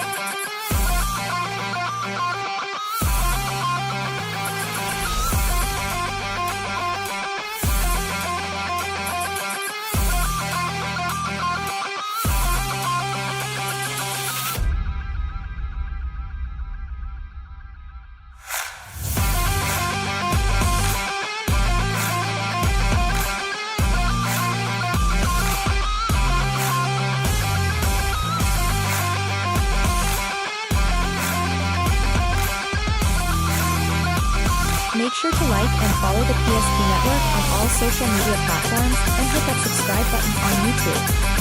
PSP Network. It's game day.